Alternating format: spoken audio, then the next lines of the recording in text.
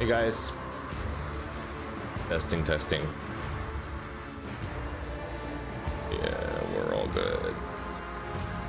Good afternoon. We are playing Rogue Trader, Warhammer 40,000. Well, I haven't streamed in a while, so it's also my first stream in English. So, welcome to some international viewers. I've played this game a little bit before. Not much. I tried it a little bit when it first came out in January 2024, so about a year and a half ago. So I'm just gonna start a new game. Don't really remember anything about how it works.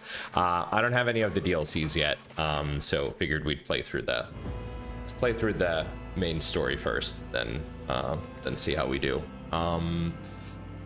In terms of the difficulty, I mean, I usually play on sort of what I would say is towards the more harder difficulties, but really enjoyed games like Baldur's Gate 3 on survival mode or sort of what's it called, honor mode, where you have permadeath and sort of just cranks everything up to 100. But this time I think we're gonna do normal, because you see as soon as you get into daring, they give you a warning that it's not recommended for players unfamiliar with the Warhammer 40k Rogue Trader system, which I don't know. I know Warhammer 40,000 really well. I play that, but I have not really played with this system before. I know it's a turn-based RPG, so we're gonna do normal. Designed for players unfamiliar with the base game system or those who play tactical games and CRPGs infrequently. I do play CRPGs pretty frequently, but let's just start here. If it doesn't work out, we can always switch it to daring. Grim Darkness. In the Grim Darkness, there's only war. This mode is the ultimate challenge for the boldest of Lord Captains who want to truly immerse themselves in the world with the highest stakes possible. All decisions, victories, and losses in the Grim Darkness mode are final and irreversible. You only have a single save. Okay, so this is the honor mode, the permadeath mode. I'm gonna leave all these sliders as they are. I'm not gonna spend time going over them. So let's dive right in. So they have a couple of sort of pre-made characters. They have Kata. It's like a lady. She's a soldier. Imperial World Military Traditions. Astra Militarum Commander. Brand of Shame. So coercion is -5. Feat of Greatness. So persuasion is +5. Okay, so she's good at persuasion, bad at coercion or sort of intimidation, so to speak. And we got Darius. He's an operative. Uses intelligence and perception to find and exploit weaknesses in an enemy's defense. None can withstand an attack from an operative. Core focus, precision, single attacks, defense, penetration, and area debuffs. Consistent firing. Okay, I like this one. Ultimate ability, dismantling attack, dismantling. Okay. So he gets +5 logic, -5 in cruise. And then we got Baharder, who's a warrior, and he has illustrious glory, same as Sakata. No, she has feat of greatness. And then Grim, Grim Portent. So he's less aware. I actually kind of like this guy. Let's see what it looks like if we do a custom character. I like that. Let's pick something ridiculous. What about this guy? This guy looks like a badass. What's the name of this actor? I know who this is. Okay. I like the idea of this guy right here. No, let's do someone younger. Let's do this guy. Okay. Macro cannons, volley!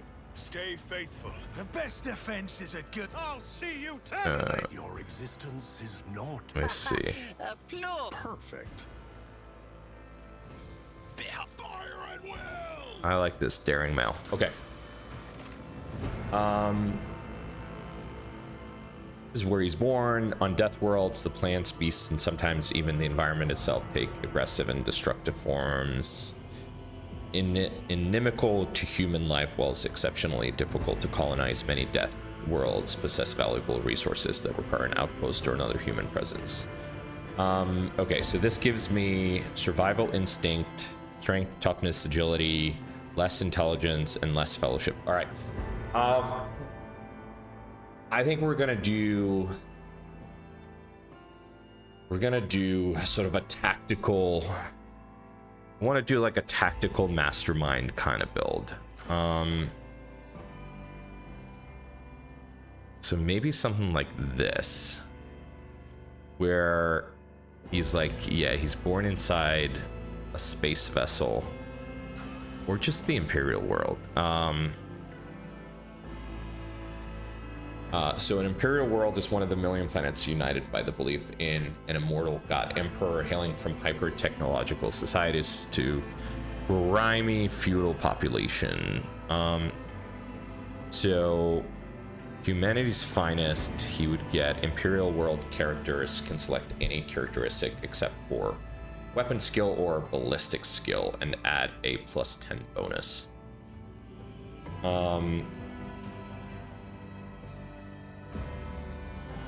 Okay, he has pretty decent talent. Imperial would gain +10% critical hit chance, +10 armor against Xenos and demons. Our allies gain half the bonus of no heresy. However, Imperial world characters Lord Xenos and Lord Warp are always 0. And then he gets, if no other character in the current party has the same archetype as this character, the first archetype ability used in each combat by this character costs 1 less AP. Okay, I like that. And then he has Stronger Together. Okay, I wonder if the Imperial world is just by far the best one, because it doesn't get any character modifiers.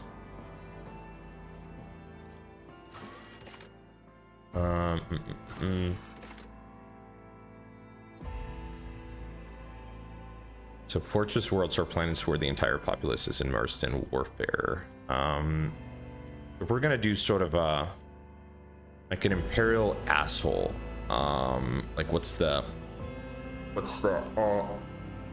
blue guy in Star Wars, the super badass captain. I'm gonna do Imperial world, and then we are going to do, I mean, I don't think we can. Am I selecting one of these? Oh, okay, yes. So here I'm selecting which modifier. I'm gonna do perception, because I feel like he's gonna be like a tactical commander, super. I mean, he's gonna have intelligence, but I think what is going to be his greatest strength is going to be perception. He's going to be able to perceive what's going on, and he's going to have very intelligent people around them. He's going to have very tough people around him, very strong people. So he sort of knows what's up and can sort of see beyond the first layer. And wonder if, do we put him as a noble, as in he came from a very good background, or is he one of those that kind of came from not much and just kind of worked his way up? So he always has a chip on his shoulder. Ooh, is he a psyker? I don't think so. I don't think this guy is going to be a psyker. I think this guy is going to be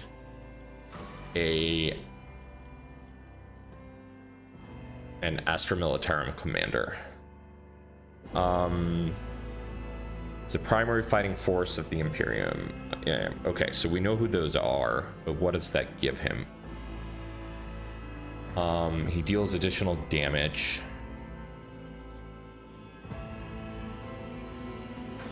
What about Commissar? Is of the Officio Prefectus, a ruthless officer charged with maintaining the morale, discipline, and fighting spirits of their Astra Militarum regiment. So maybe an Imperial Navy is responsible for the fleets of void ships that assert the dominance of the Imperium amid. Yes, okay, perfect. He gets, for 1 round, the Navy officer and their allies in a 3-cell radius gain +2 deflection for each archetype taken by the Navy officer. Yes, okay, I like this.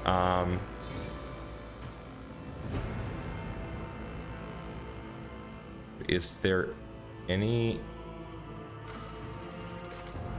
that...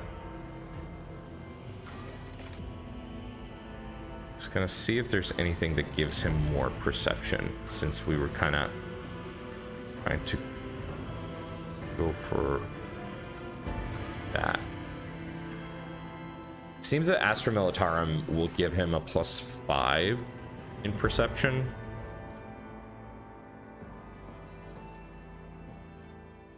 So I think we're either going to do that or Navy officer.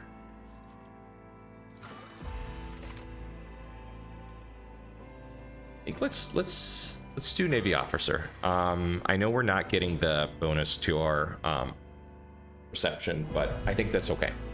I think we can live with that. He has do not falter. All allies affected by brace for impact do not suffer the negative effects of melee superiority for the entire combat. All allies affected by brace for impact. So I guess this brace for impact is what he can sort of activate or cast. So let's do that. And then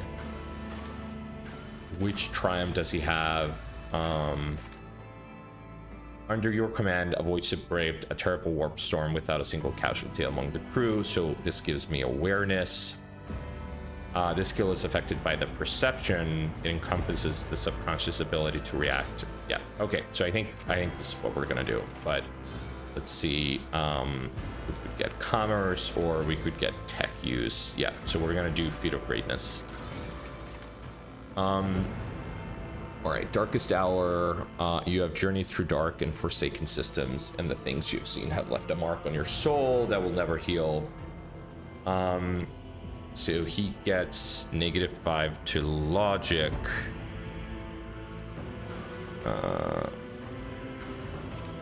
Or commerce. We definitely don't want this. We don't want the debuff to persuasion. Let's do the commerce one.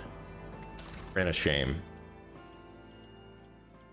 Okay, and now we're doing archetypes.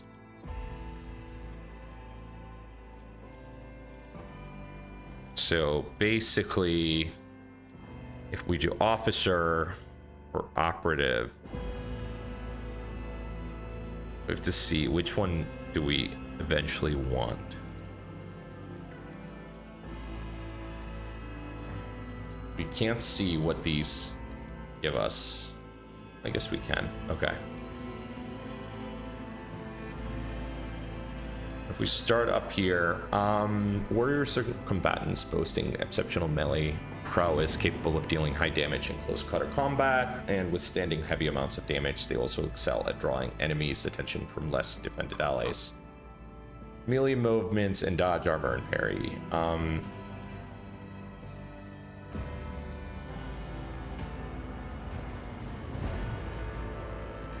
We're gonna... Jesus, this game is so deep. This is crazy.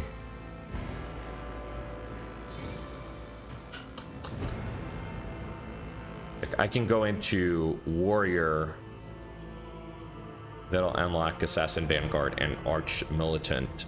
Then if I go in here, these are all different skills that I can unlock.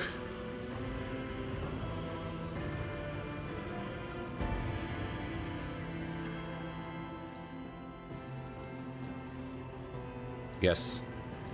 Wait, pick one. This is crazy. This is crazy.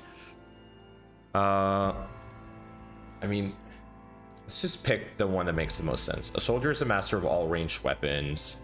The operative uses intelligence and perception to find and exploit weaknesses in an enemy's defenses. Okay, so I think this is what we're gonna do, and then we're gonna go Grand Strategist.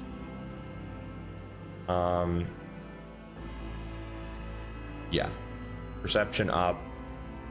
Let's do this.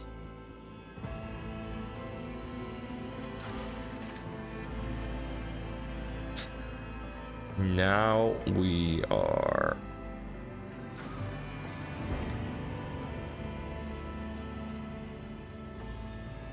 I mean, we have 30 points to dole out.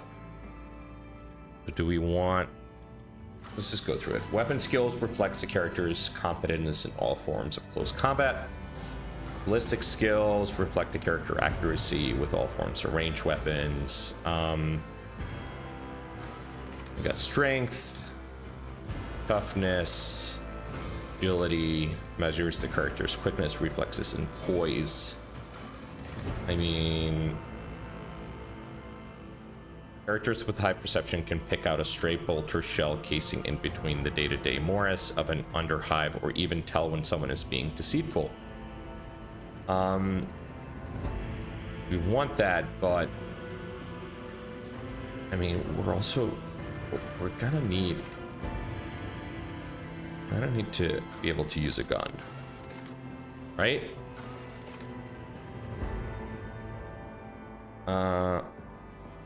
So let's put this to 40. Let's put this to 50.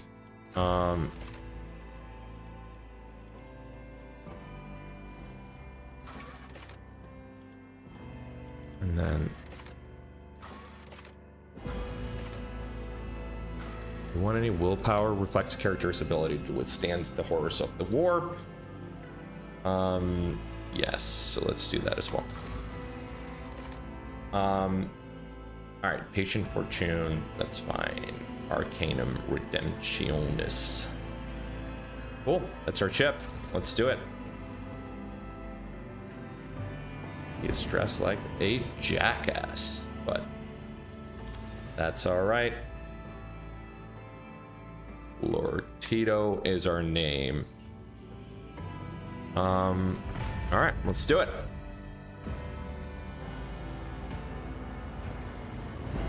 Let's see what this is all about.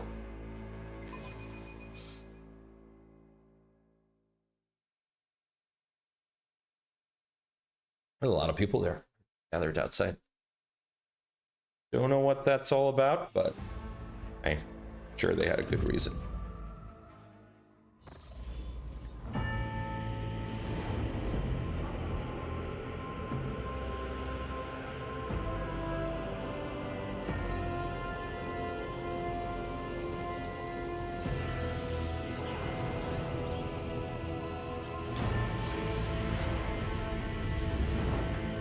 So this is a turn-based RPG, if you did not know.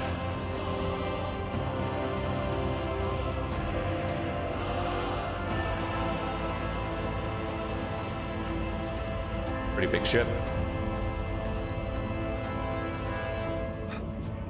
All right, that's us. So we're talking to Kunrad Voigtfire. One has the best view of the cathedral from here. Mesmerizing, wouldn't you say? An impeccable manifestation of the God Emperor's sublimity. So, if you don't know the 40k world, everyone is a fascist. That is the baseline. Everyone is just kind of like a different flavor of fascists. Now, there's some factions in the world where at first you think they're not, but then once you dig into it, it's like the Tau. Once you dig into it, they indeed are fascist. You are in a dialogue. Here you can learn more about the current events, your character personal story. Available dialogue options are displayed. Select a reply by clicking LMB on it or pressing the corresponding digit on your keyboard. Left mouse button. Okay.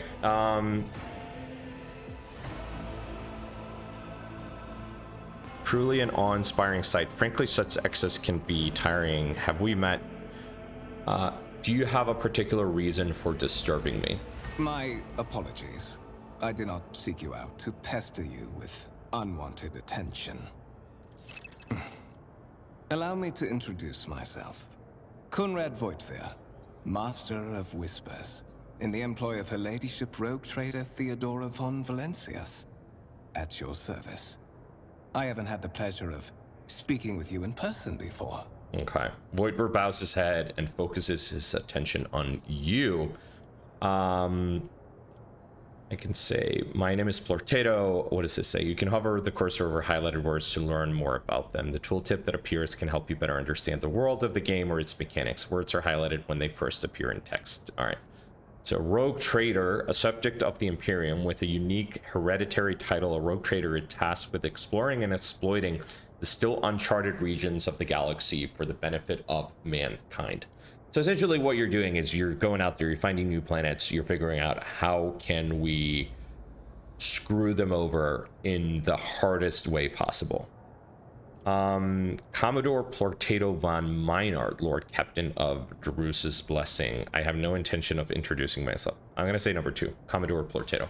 My regards, Lord Captain. Though perhaps I should refrain from addressing you thus while aboard this vessel. With all due respect, Commodore. I will be frank with you. You may forget your past titles, no matter who gave them to you, or what their origins are.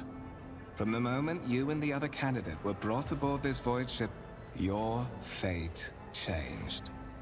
You now serve Lord Captain Theodora von Valencias, and carry the burden of an heir of this house. Henceforth, you share your dynastic name with Her Ladyship. Bear it with honor. Joo, okei. Hän se joku centerna. He is not happy. Why am I aboard this vessel? Why have I been brought here? You have a curious title, Master of Whispers. What are your responsibilities? Tell me about the one on whose ship I have found myself. You say I'm one of the Rogue Trader's heirs, so there's another candidate. I assume you had some goal in mind when you decided to seek me out. Let us address it. But of course, I have come to invite you to a meeting with Lady Theodora. I imagine you have many questions. No, det är riktigt and I'm sure she has just as many questions for you. It is regrettable that you haven't yet had an opportunity to speak. It has been an arduous voyage thus far. The Lord Captain and Master Ethelthrad von Valencias are conversing on the observation platform. Let us join them there. Ah, okay. Rogue Trader Theodore von Valencias desires to personally meet with the...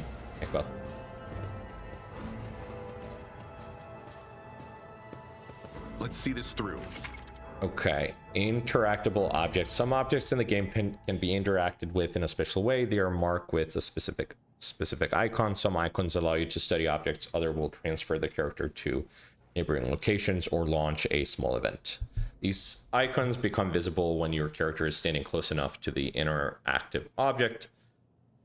Click on the icon to perform the associated action. Some interactive objects, such as doors or chests, are not always marked with icons, but the cursor changes when you hover over them.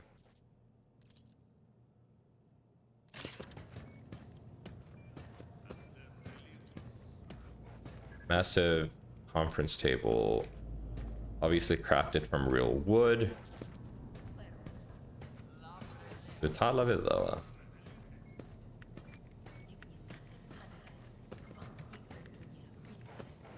lay people interfering in the operation of the sacred mechanism, disturbing the machine spirits in the name of the Omnisire, refrain from any further profane acts.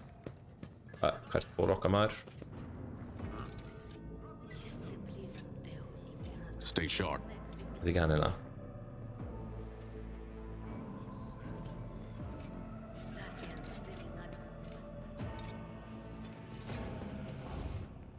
Okay. One of the Fon Valencia's trophy rooms. Perhaps you would like to take a look around after your audience with the Lord Captain.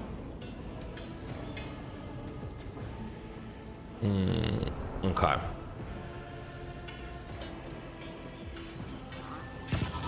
I don't know what that guy's doing. It doesn't seem very effective. Wait. Woo. Uh-oh. Run! The servitors have gone berserk! Ah, okay. The servitors. They're slaughtering everyone.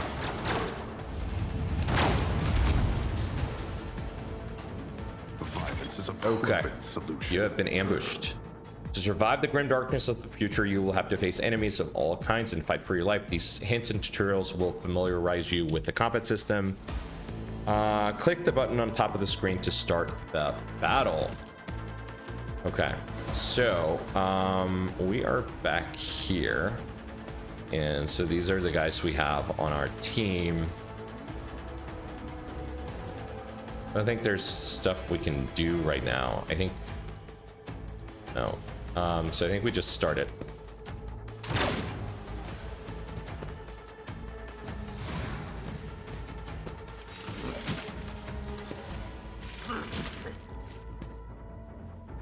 Okay, so I think these are the action points that we have. All right, Kunrad. All battles in the game are turn-based. The sum of a character's action during a round. On their turn, a character can spend movement points to move and action points to perform an attack action or use their abilities. The order in which you take action in combat matters. A character can only move around the battlefield before they take an attack action. Once a character attacks, they lose their remaining movement points, unable to move until the start of their next turn. There is a way around this, however, if, for example, the character has some way of gaining movement points after the attack. Okay. On their turn, a character can move, attack, and use their abilities. Each archetype has a number of unique abilities a character can use in a combat. Characters acquire abilities as they gain level. Select a cell within the highlighted area and double click on it to move the character. Yeah, and these are the movement points. Makes sense. Determine how far a character can move. One movement point corresponds to one cell in the battlefield. Moving diagonally is more costly. Every second diagonal cell uses 2 movement points. I don't see how that's more costly. If you move 2 and spend 2, it's the same as moving 1 and spending 1. At the beginning of each turn, movement points are restored to their maximum. Note that once a character starts moving, this action can no longer be canceled. At the beginning, yep. Okay. I think we are gonna go. So how many? So that would be 1, 2, 3, 4. Why does this not? I guess when you go, if I went here, that would also, that would be 1. Okay, I see. So in order for me to move 2 to the side, I would need to spend an additional 1. Yeah, okay. If I'm moving like this, every second 1, so basically to go through 2, I need to spend 3. Okay, let's go up here. I don't think we need to move anymore. To make attacks and use abilities in combat, a character must spend action points. Their total is displayed in the panel at the bottom of the screen. Every attack or ability has a certain action point cost associated. The number of squares next to the icon of attack, action, and other ability indicate their action point cost. At the start of each character's turn, their AP are restored. Yep. To effect, first click on the single shot icon on the weapon panel at the bottom of the screen. Hover the cursor over the enemy. A tooltip will appear showing your chances of hitting the enemy and the possible damage. The amount of damage your character deal depends on the parameters of the weapon they use. When you target an enemy with a single shot, you will see 2 areas denoting the weapon's effective and maximum firing range.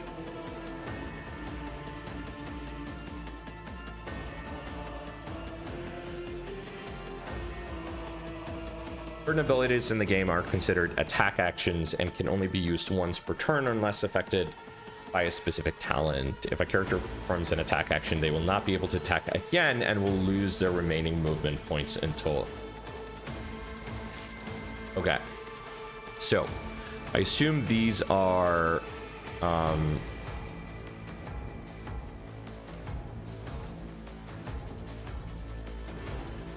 These are the abilities. Okay. This costs 1 action point. How many do we have? Where does it say? Are these the action points? Yes, so we got 4. So I can take this, and I can shoot him.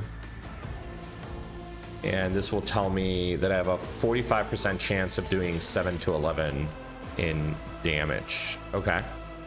Let's set this in motion. Let's do that. We missed. Now we got 3 left. Not my area of expertise. Okay, so I can... I said, so done. So I can only shoot once, but now I can use an ability.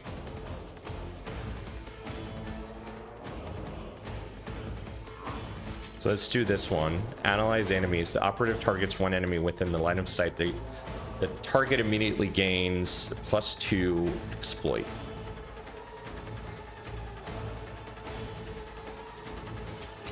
I don't really know what that means, but I know what to do.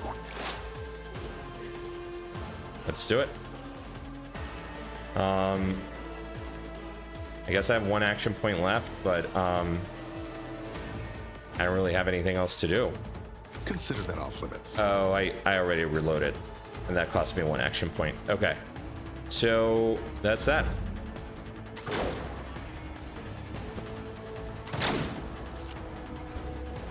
Now let's see what he does. It probably goes and kills this guy. Yep. All right, Void Bear, show us what you got. What the hell is he doing?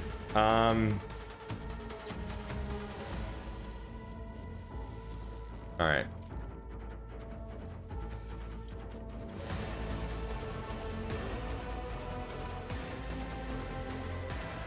I wonder if we, what if we just go over here? And then let's shoot him again. I missed again? As said, so done. All right, is he gonna attack us now? God damn it, I knew it. Nope, it took him. Your character has just missed. Increase hit chance. Equip your character with a decent weapon and place them on a vantage point.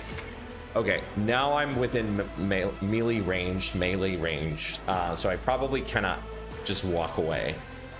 Characters with melee weapons can make an attack of opportunity if an opponent in an adjacent cell initiates movement. It can also be triggered by some abilities. All characters with melee weapons, include members of your party, can make attacks of opportunity.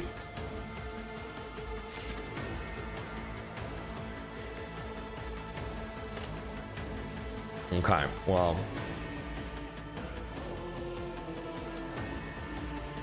I mean, I probably want to shoot this guy. Boom. All right. Almost killed him. Let's do this. Brace for impact. They will expect this. Because that would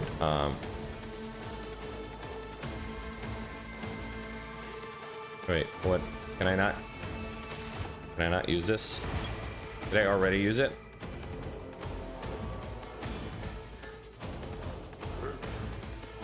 I guess so. Guess I can just target him with this again. And then I can Fucking reload. Wait, why did I not do an attack of opportunity there? Because he was standing right next to me. Characters with melee weapons block adjacent enemies. Okay, alright, well. What suspiciously poor timing for such an accident. Servitors malfunction on the officer's deck at exactly the same moment when the Rouge Trader and her heirs are gathered here. I have blocked all passages between the upper and lower sectors of the residential decks. If this is a deliberate attack, it should stop the culprits from advancing their plan.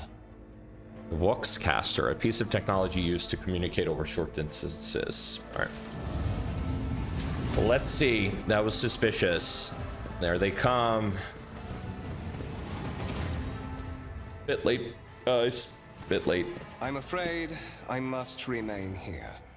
For Lady Theodora's safety, I have to oversee the execution of these orders personally. I hope you will have no difficulty reaching the observation platform on your own. It is just at the end of this corridor. We should be able to figure it out. All right, you can open the map using M to orient yourself. All right.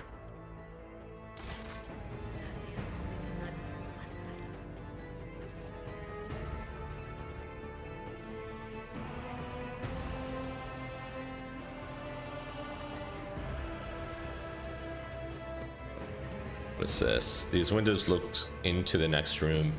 No outside, not outside the void ship. Okay. We want to be reading all this. A black shard resembling obsidian. If you look closely, you can discern a strange, barely perceptible glow inside the artifact.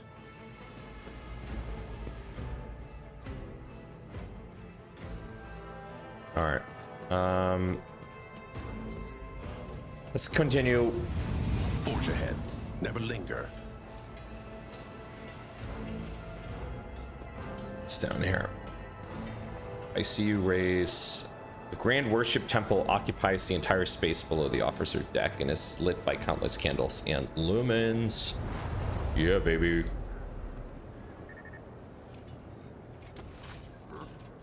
All right.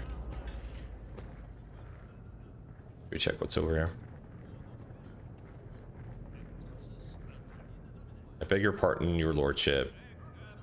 This is closed to everyone. I mean, should we have gone over here? I think this is gonna take us to the same place. So, Venture forth. all right, there is a servitor here. So he doesn't seem to be malfunctioning. All right. What up, techno priests? What up? Lay people interfering with the uppers. Yeah, they hate it when you try to.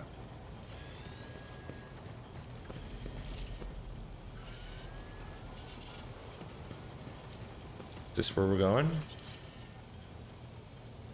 Oh, there we go. That is simply Aldrad. irrational, Lady Theodora. Assimilation into the trade structure Says the man would dressed be in political peculiar and garb. economic suicide. Practically an admission of heresy. His face, half of which is covered by sin skin, is twisted in a grimace of displeasure and disbelief. Assimilation into the trade structure would be political and an economic suicide. Huh? Alrighty. That suggests an alternative that will satisfy me.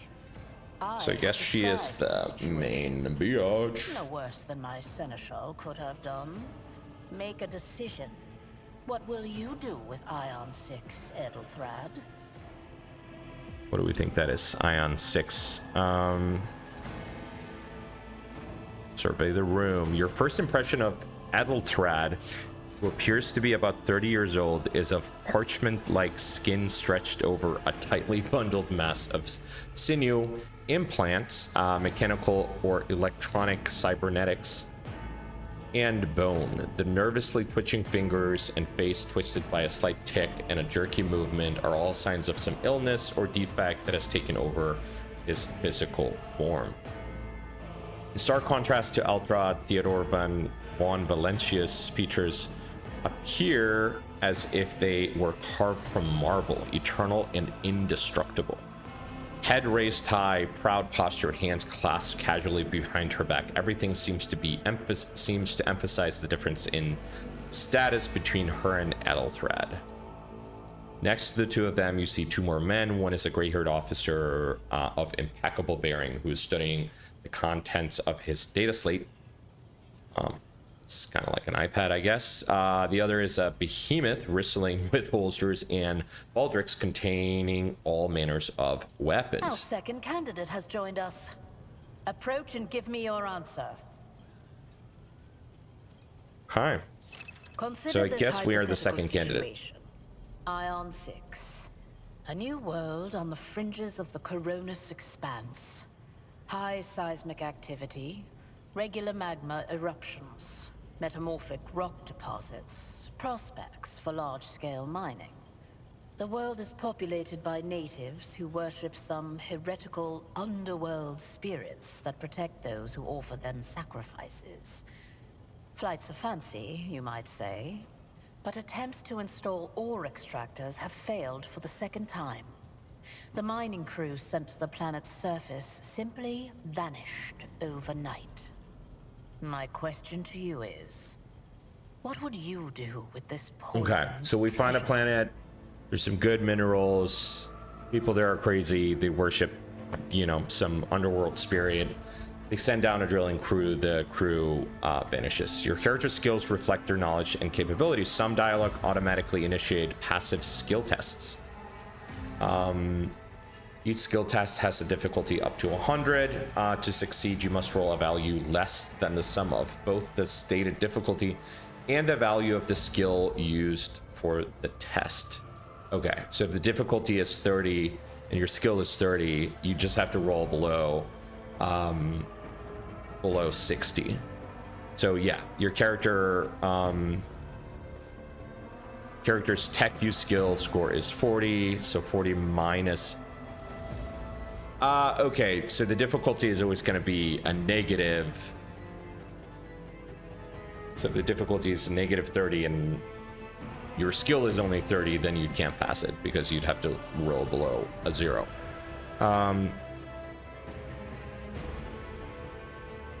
If your character is traveling with allies, the party members with the highest score in the applicable skill is selected for each given. Okay, so that's good. I don't think that is the case in Baldur's Gate.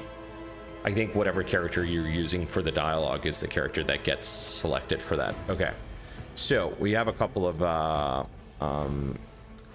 so we know some lore for the Xenos and the warp. I guess the passive skill check, we succeeded both of those. So those spirits could well be the natives' name for dangerous aliens. I will first verify if that is indeed the case and if the population of Aeon 6 engages in Xeno worship. So the warp lore says there are ways to confirm whether what is happening on Aeon is witchcraft or not. It might cost several psychers to do so, but it will give us the answers. So what he's saying here is just, like send down the psychers and have them figure it out. Seismic activity, you say. I wish I could look at some ogre readings, but theoretically a couple of well-placed orbital strikes would drown Aeon and all its terrors in an ocean of magma. These reports of spirits certainly sound like evidence of heresy. However, I would put my interest first. No matter what means I would have to use, the riches of Aeon would be mine. Aeon 6 must be purged for the good of the Imperium. I shall exterminate the heretical beliefs and otherworldly powers that rule the native apostates. I think we're going to talk about the Xenos. Reasonable and prudent. However, chasing after ethereal creatures may prove a rather long and fruitless and... Apart from Xenos, an untrodden planet might be teeming with myriad horrors that are far more dangerous and difficult to eradicate. I suspect that you are simply unaware of their existence. I gave a straight answer to a simple question, which, as I understand, was still more than you could do, Adelthrad. Adelthrad, I think it's the other guy who's trying to become the Rogue Trader. We are both servants of the God Emperor and Lady Theodora. Does it become any one of our status to engage in petty feuds? I find your tone most disagreeable, Adelthrad. You will kindly alter the manner in which you address me, or else you will live to regret the consequences. I think I'm gonna say number 3. Well, I find your company disagreeable, and yet I'm forced to endure such. Edelthrad, I believe I gave you an assignment on this ship. Explain to me then why my senior congregator is still dawdling about the officers' deck, instead of proceeding to the middle decks to commence the inspection of the compartments in his purview. I beg your forgiveness, Lady Theodora. Your presence has such a profound effect on me that I well forgot the time. He is a kiss ass. So, why are you here? Was it not you who sent for me? There are questions that I wish to have answered. You are direct. I approve. But you will have to wait. There is something I want you to understand first. I love what a badass you can be in this game. You can be a true, My name asshole. is Theodora von Valancius Massimo of Scaris. I am a rogue trader in the service of the God Emperor of humanity. And my rights and freedoms are vindicated by a most sacred relic. The warrant of trade, kept aboard this very vessel. Mine is the honor to venture into the darkness, beyond the Imperium, and carry humanity's light where powers wicked and heretical reign, and bow death and ruin to us all. Okay.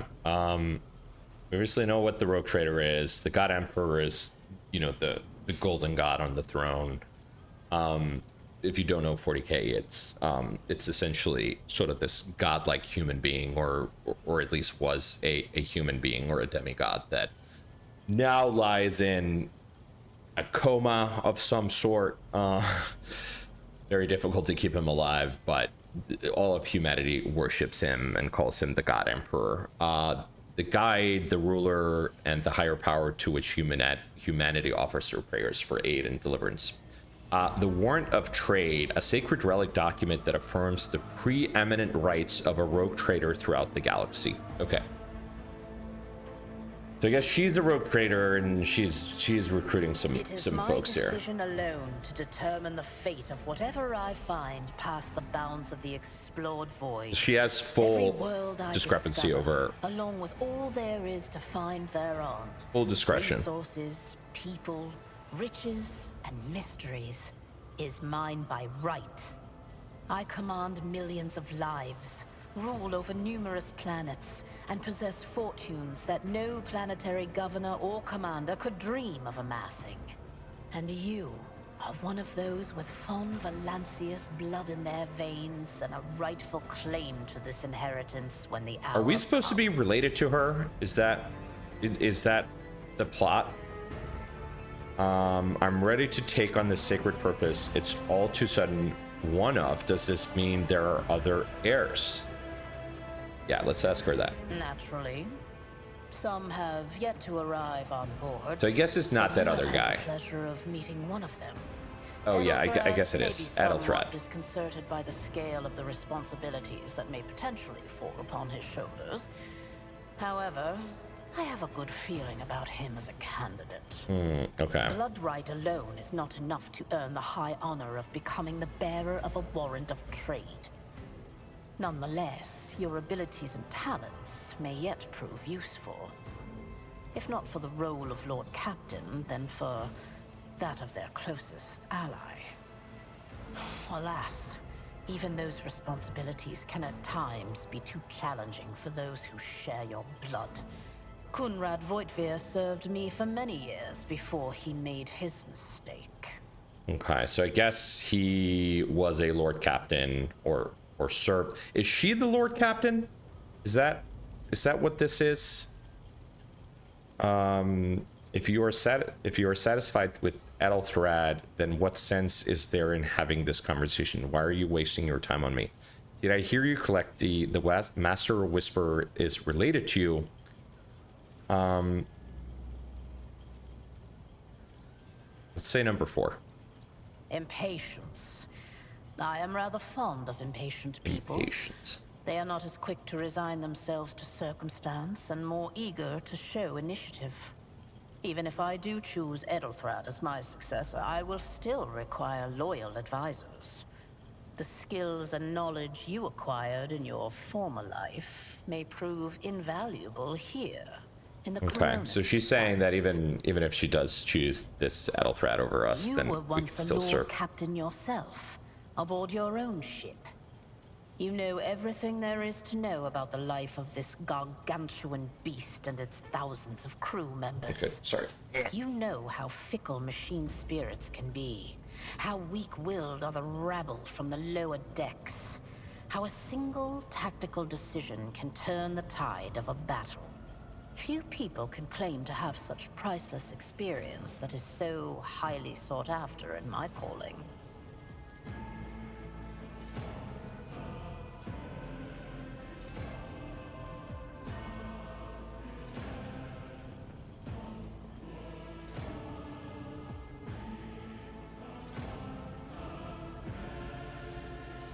All right, just getting a cold one. An ice cold. Megalob. All right, what you saying? You were once a Lord Captain yourself. Okay.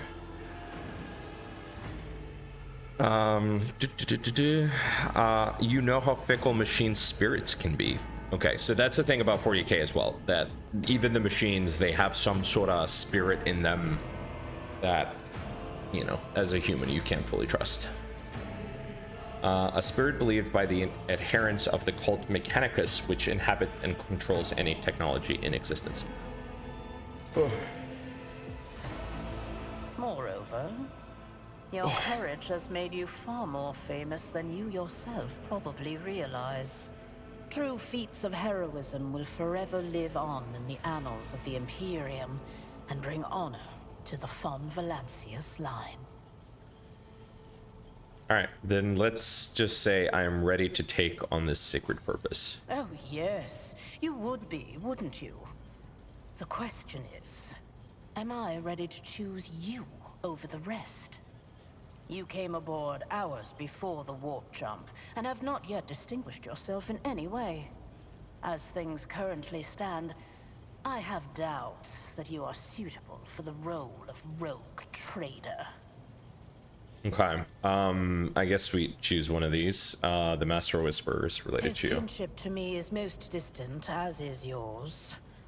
Nonetheless, he does bear the name von Valancius, even if he avoids using it publicly, and as such, strictly speaking, So I guess we are a von can be Valancius as well. considered my heir. That door, however, is closed to him. Voigtvir's performance in his current role is satisfactory. Or it used to be, at least. Oh, so Voigtvir is the Master Whispers. Okay. A box, a piece of technology used to I have communicate. some time before the navigator gives the signal to initiate the void ship's translation out of the warp, and my presence is required on the bridge. So the warp is an alternative dimension of pure energy and madness, existing as a mirror to real space, also known as Immaterium, the Empyrean, or the Ether, the Sea of Souls, or the Warp Space. All right.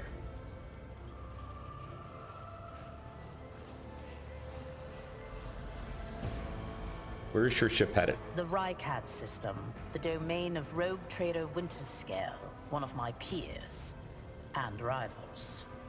Besides me, 2 other rogue traders exist in the Coronis Expanse, and each of them possesses resources comparable to mine.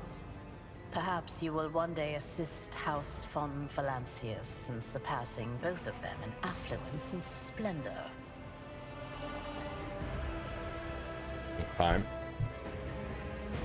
I set the course for Rykad on the demand for a very specific reason. Perhaps I On shall the yet demand. apprise you of the purpose for this voyage. Okay. But now is not the time.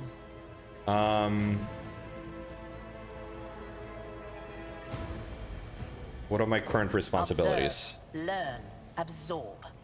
It will take time for you to find your bearings aboard this vessel and in your new position.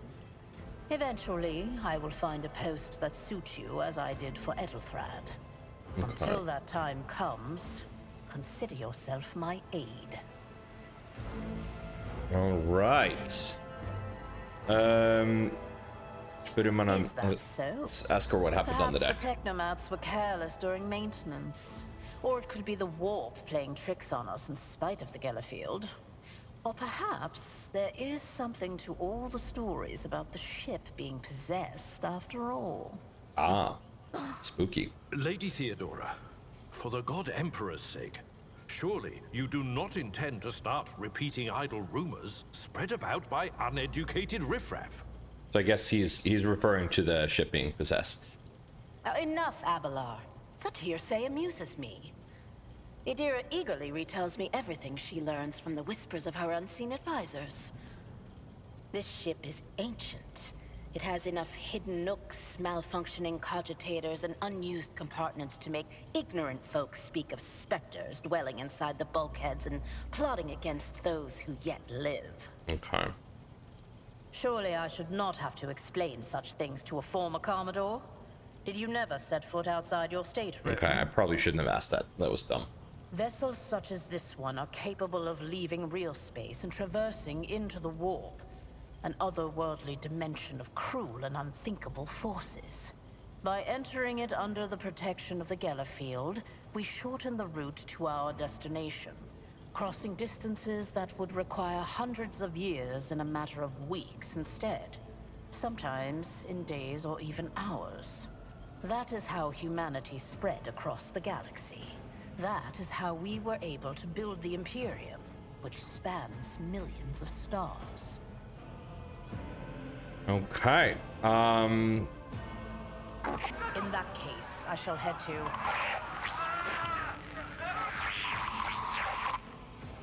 Disturbances reported on the adjacent decks. Seneschal, if the need arises, protect the new blood.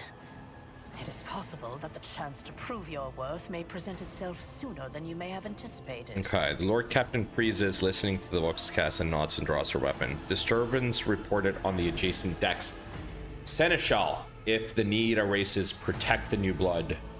It is possible that the chance to prove your worth may present itself sooner than you may have anticipated.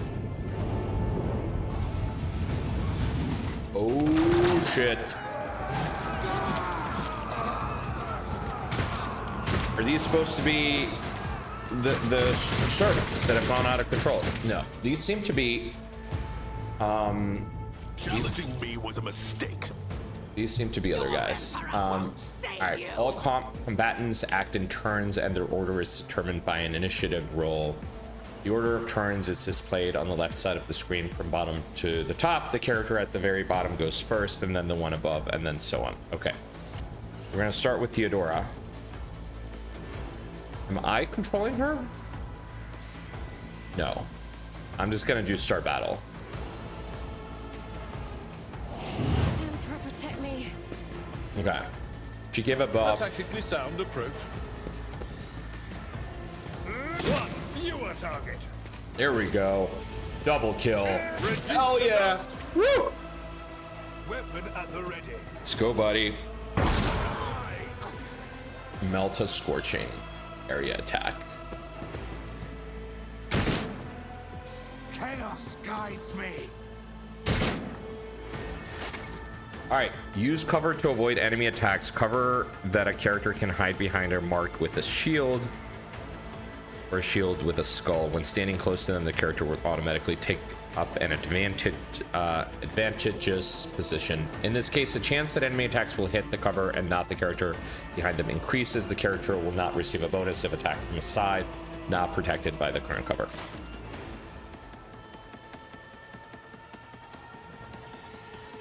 Okay, so I guess these are, yeah, these are the shields. I guess.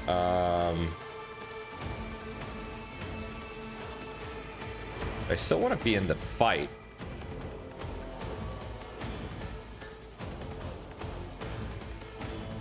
So where do I want to go?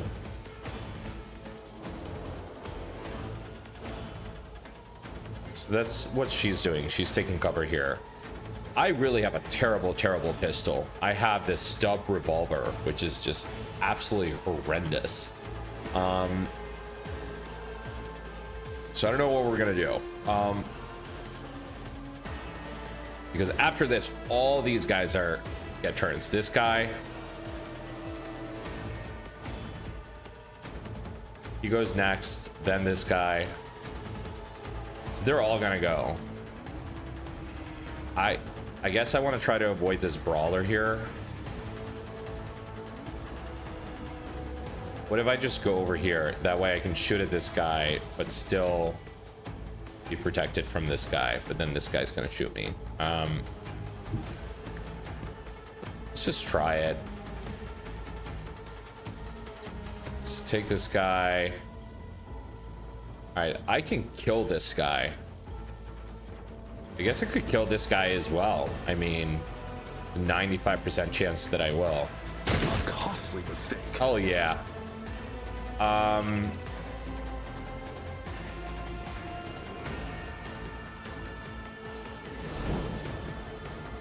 So what's the radius? It said. Oh, did I use it already?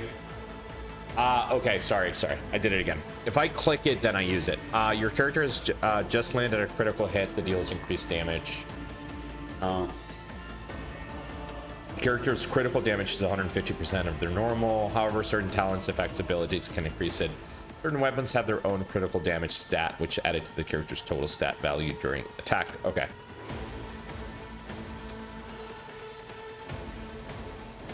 I can use this.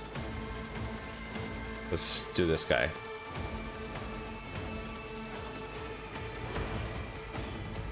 I know what to do. I guess I could pick two of them. Okay. And then I guess we reload with final action point and then. Death to the weak. Out of my way. Brace yourself, Abelard. This brawler's gonna fuck him up. Damn. I've suffered Okay. worse. My place is at the fort. One fewer target. Reduced to dust. Stay vigilant. Death to the All right, heretics. we are destroying these guys. Just a minor setback. Your character has received a temporary positive effect from an ally. Such effects enhance your character's capabilities and combat in some way. Learn more about the effect you have gained. Hover your cursor over the effects icon next to the character portrait. Okay. Okay. I get plus 50 ballistic skill. That's why the probability of hitting them was so high. All right, who do we have left? We got the brawler,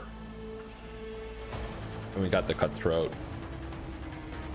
I mean, let's just, I guess, go over here. He can still, I mean, sure.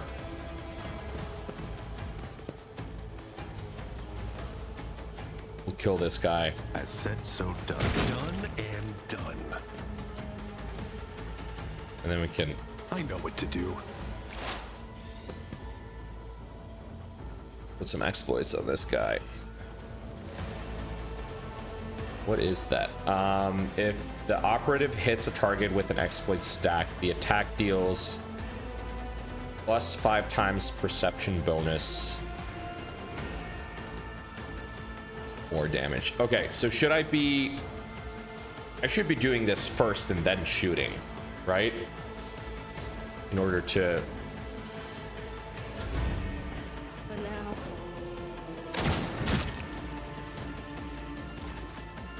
Oh yeah. All right. Victory.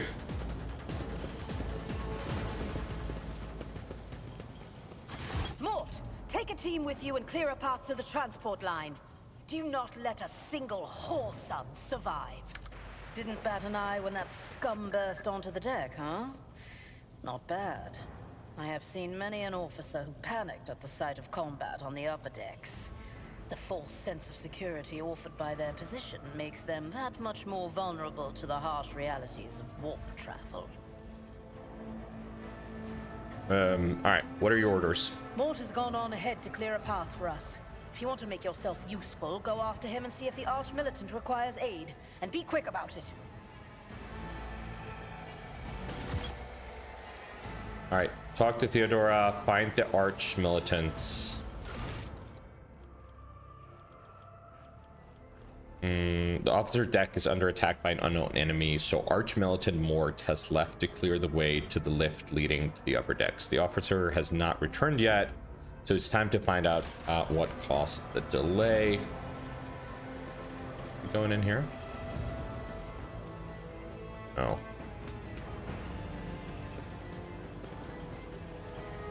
You're done with the riot. I want to have a look at the logistic cars reports. We need to understand what happened. Okay, are we... Where are we going? Is this...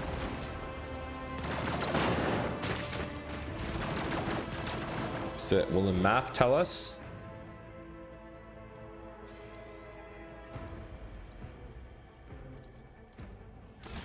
I guess not. Okay.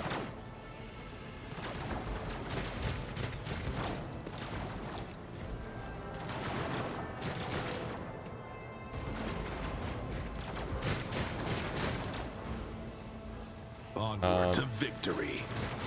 I will admit, I don't know where I'm going. Ooh, I guess maybe up here.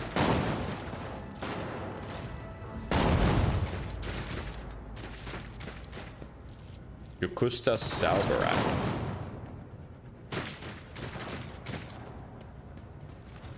Okay, alright, here we go. And another beer.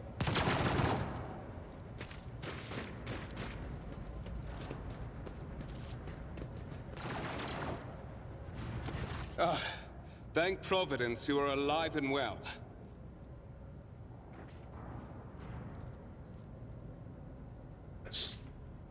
I just brought two. I figured why not? Ah.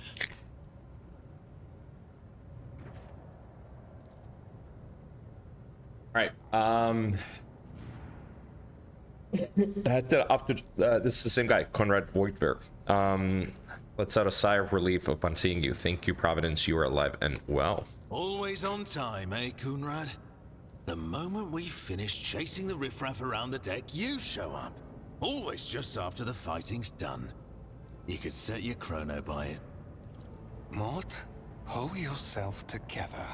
Giving him a little bit of a hard time. What, did the Lord Captain send you to chivvy us along? We're all done here. I'll report right away.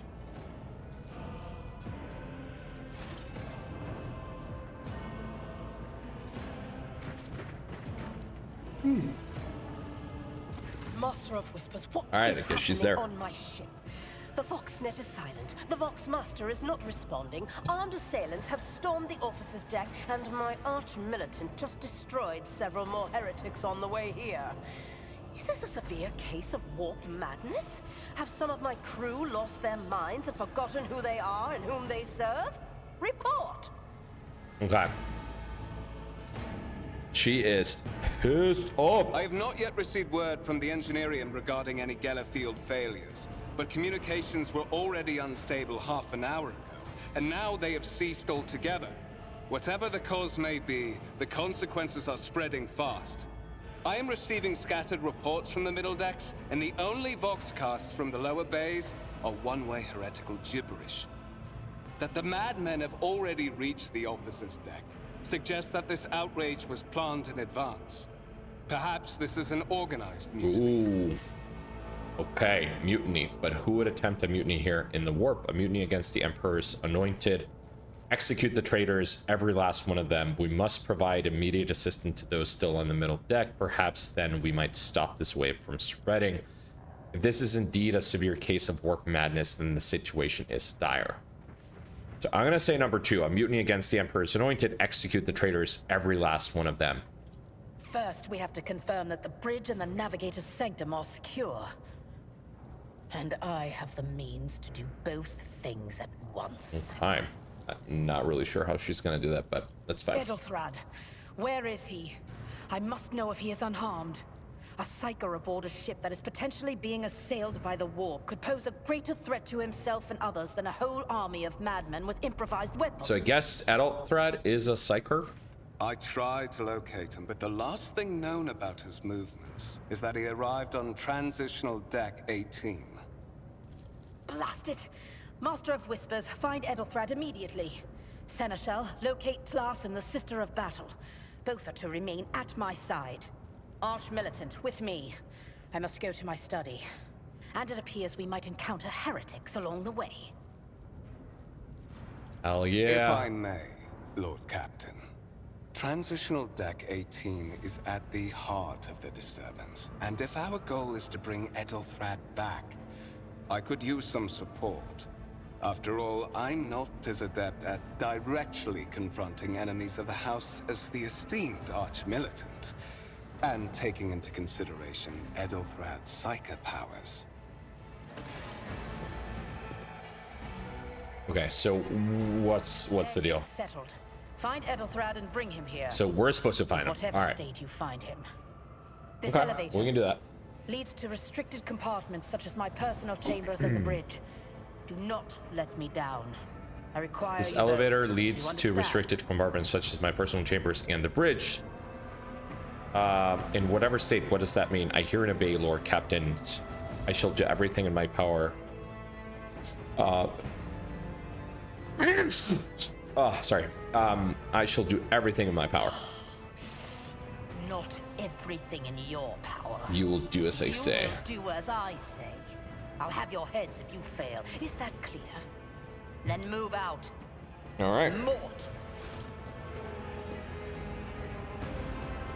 She has no patience for failure, which is fine. Are you ready to head to 18? It is a long walk, and you do not even have proper gear.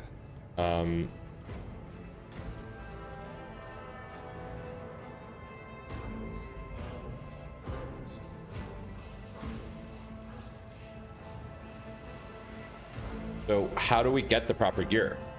I mean, can I tell him to hold tight and run around and try to find it? I shall make do, lead the way. I have a proposition. Since I'm the more important person here, you can go in the front to shield me from potential threats. All right, I'm not gonna say that. That is a lame move. You had better not fail me. The Lord Captain made it clear that relying on you is fraught with risk.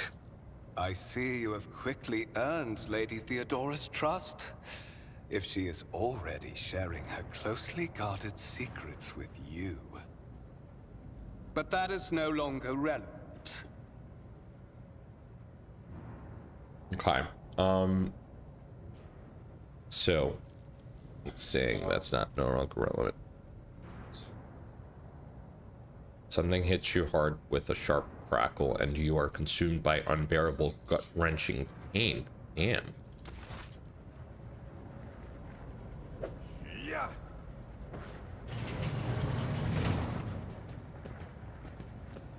Oh, all right. I guess. Let me try to if I can increase the game sound a little bit. See if this is better.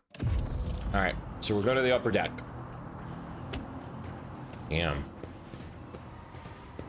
Careful, careful. Be gentle with our guest. He has an important mission to complete during our visit to Wait, the did Warren Chamber. they just punch this in the And for stomach and that, then I need him breathing. why are they being You are mean? back with us, I see. Warrant of Trade, a sacred Delightful. relic document that affirms the preeminent rights. Okay. You are back with us, I see. Delightful. Voidfur, you two-faced scum. You are the one behind this mayhem. What is the meaning of this? You must have hit your head harder than I thought. No matter. Very little is required of you. Just your blood.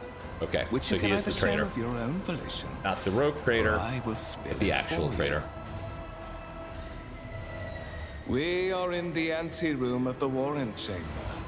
This void ship's most hallowed vault. There, beyond those gates, lies the relic that gives Theodora all of her power. The sacred Warrant of Trade. Only one obstacle remains on my path to obtaining it. He's trying to steal the Warrant of chamber are Trade. guarded by the Sentinel, an ancient device that will only open the door to a true heir of the dynasty. Okay, so that's why he needs I us. expected to do this part myself, but He is not a true you heir. will offer your blood to the Sentinel.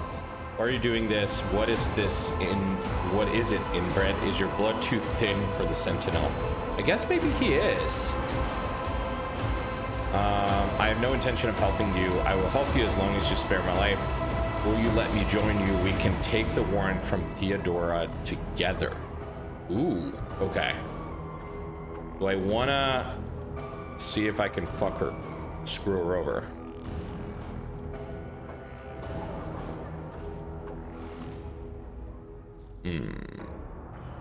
Is this a consequential decision in the game? We want to save. No, we can't save right now.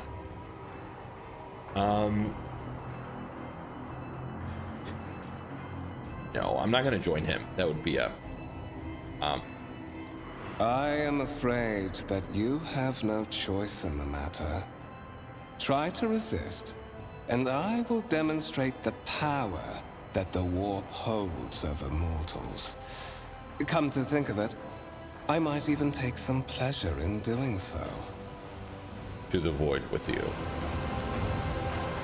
Blade flashes in the dim light and drops of blood appear on your palm. For a brief moment you feel nauseous. Your head is spinning. And then quiet whispers begin to flood your mind. More and more sourceless voices echo each other, drowning out your own thoughts, replacing them with a singular urge. Go to the gate, go to the gate, go to the gate. Fight the voice in your head. Get out. I am not your puppet. I will do as you require. Ooh, okay, so he's in our head right now. The voice in your head giggle and mock you, your desperate outcry. You feel intruding influence forcing you into... So I guess this is a skill. You are wounded by...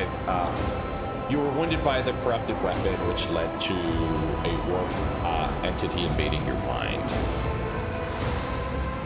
I guess we didn't really have a choice at the end. But we did try to resist it as much as we could. One of the available dialogue options requires making a skill test, unlike with a passive test, which are made automatically. In this case, you can decide whether or not to select an option, the consequence of which will depend on the results of the associated test. Success or failure affects how the dialogue develops. Depending on the context, you might change the course of the conversation, alter the character's attitude, or perform an action where consequences will only become apparent later. So I can do the skill check, I just don't know. Like, I either make it or I fail it. It's not like, yep, you guys know what it's about. The number after the skill test indicates the difficulty of the test. So I guess 100% means, yeah, that I have a 100% chance. Once your character starts traveling with allies, the party members with the highest score. Yep, okay. All right. In the gateway arch, you see a cogitator with a human likeness built into the front panel. As you approach, the torso twitches slightly. This is a servitor, an obedient automaton created from a lobotomized human being. Sentinel turns his head to you, one of its eye socket lighting up with two ember-like irises. Look for anything that could be used as a weapon. You look around in hopes of finding at least something that could work as a weapon. Your search is in vain. The chamber anteroom is completely empty and in perfect working condition. nary a broken panel or a protruding piece of rebar. Just do it. You carefully inspect the design of the gate cogitator. What immediately catches your eye is the strange alloy that was used as material for the machine's component, some of which are unfamiliar to you. You suspect this might be some kind of archaeotech relic. Archaeo? An incredible, rare, and powerful piece of technology from humanity's ancient past. You gain 20 experience. All right, let's go. Servitor on the gate begins to move. With the screeching and groaning of the metal, it leans forward, closer to you. Its lower jaw opens with a drawn-out shriek, much wider than the jaw of a living human could. The servitor's mouth is filled with sharp, metallic fangs that glint in the dim light. The vid screen on the right of you lights up, showing strings of mysterious symbols on a green background. The whisper runs through the consciousness, insisting, demanding sacrifice. The voices that filled your head are Voidbeard wounded. After Voidbeard wounded you with his blade did not go away. On the contrary, their source coiled itself in a tight knot somewhere in the depths of your mind. Okay. So we may have made a mistake by resisting because he had to like stab us with a sword. And now we don't know. It seems some sort of voice art implanted in us. All right. I mean, let's just place our hand in it. Fuck it. Sentinel's jaw clamp around your hand, puncturing your skin and sinking into your flesh. A few dark drops fall into the servitor's throat, and immediately you hear humming as the servo motors start up and the pumps stir into motion. The vid screen of the cogitator flickers. Several long minutes pass. The Sentinel's jaw remains closed, and you are beginning to feel sick. Perhaps if you were to lean against the gate, you could catch your breath, maybe even close your eyes and pretend none of this ever. High levels of caustic humus. The subject is in a state of heightened stress. Do you require assistance? You do not understand where this quiet voice is coming from, crackling like static. Is it the Sentinel, the cogitator? Is it a figment of your weary mind? Whichever it is, you can clearly hear every word. Yes, I do require assistance. Pain shoots through your head, subsides just as quickly. It would seem that entity oiled in your consciousness does not have the ability to do any real harm. Request accepted. Initiating defense protocol. Ooh, okay.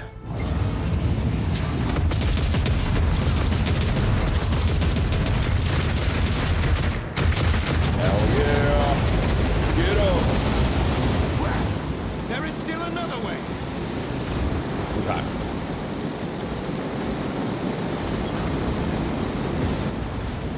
Hey, check the Warren chamber. I guess this saved our life. Let's go, baby. Marching ahead. What do we think this is? Let it be known that by my will and through the true words of this document, appoint this person to the bearer of the warrant of trade and bestow upon them, to the paragon of humanity, unbroken by adversity, to walk bravely first into darkness, to unite and reclaim what has lost, to triumph over nightmares untold, to hold boldly the reins of fate, to walk steadily the road of thorns. Epic. Escort the child of the house to safety. All right, so I guess we're the child of the house. What madness is happening here? Who are you? Who addresses me? I need to contact someone, preferably Theodora. I need a weapon. I am utterly defenseless. Distance from the current location to the nearest arsenal. Initiating situational calculations. The servo skull goes silent. Its relays clicking second after second passes, and you realize that the servo skull will not answer you. I need to contact someone, preferably Theodora. Broadcast frequencies disrupted. Initiating setup. Establishing connect. Master, restore communication with the navigator's sanctum. I am trying to contact the bridge. If anyone can hear me on this frequency, regroup all available forces and... Communication protocols breached. Signal latency assessment unavailable. Unable to establish two-way connection.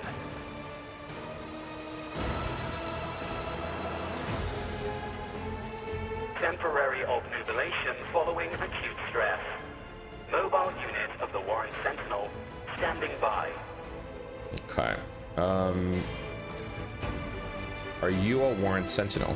Mobile unit of the Warren Sentinel, designed as a personal escort of the child of the house and a means of communicating with the Rouge Trader subjects. Mobile unit standing. Alright, lead me away from middle here. and upper decks. Assuming the probability of safe placement in areas of concentration of armed units, calculating.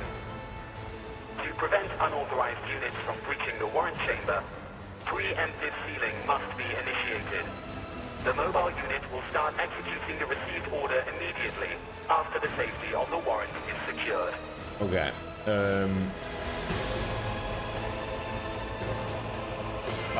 What is the received order that they're gonna start executing immediately?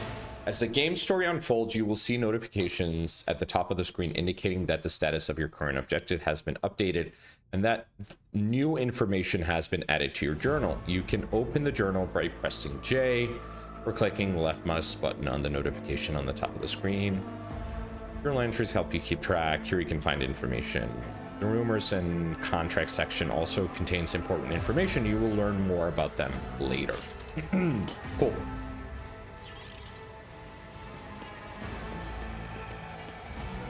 I guess we follow this guy. Wait. Okay, we lost our gun. Do we...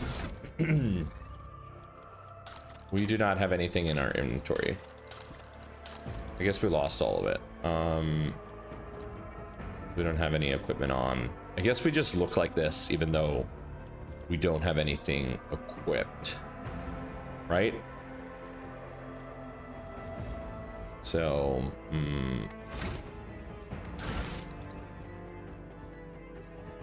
Alright, these are the different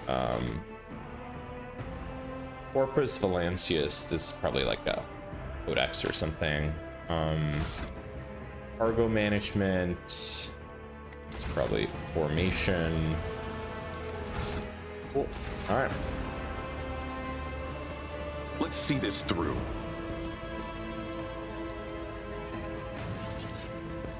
Is he following us or are we following him? I don't know why I thought we were following him.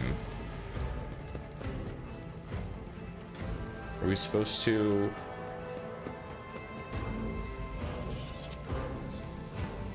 go back? Can we go out? Every moment a chance for greatness.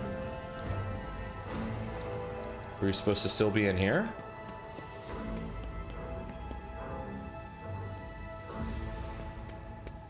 We go back to this? No. All right, what does the journal say? No one must reach the warren. A simple order to the Sentinel Cogitator will lock the chamber. Okay. We're supposed to do a simple order. All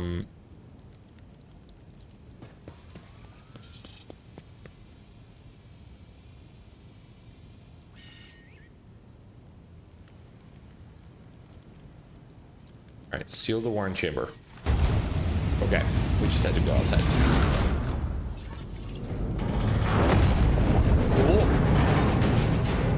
Oh no.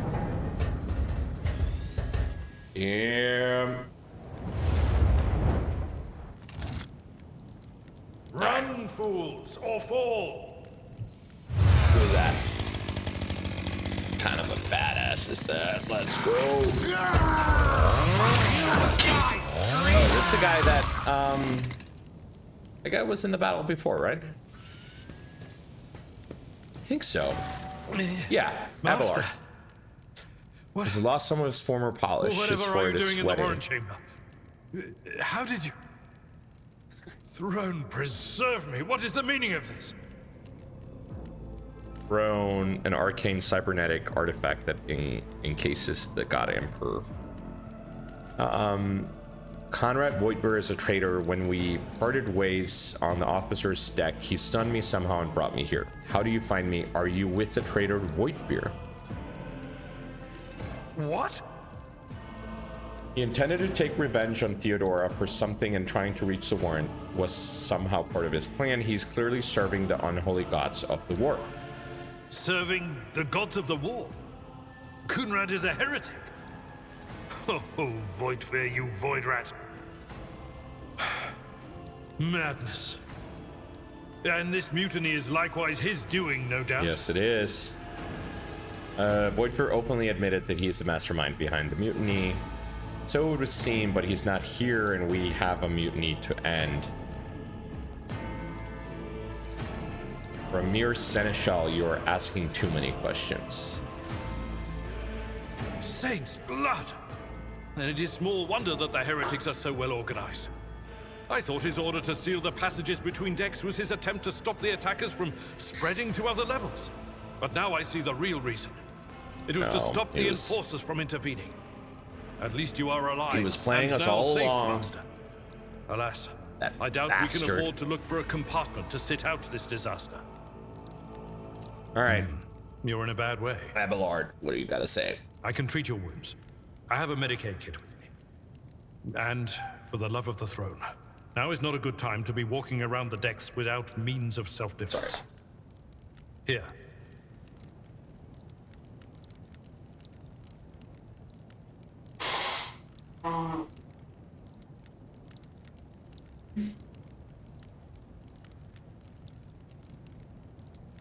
Alright, is he giving us a gun? Better be giving us a gun. Oh, sniper rifle, hell yeah. Armored body, glove, and a medikit. Oh.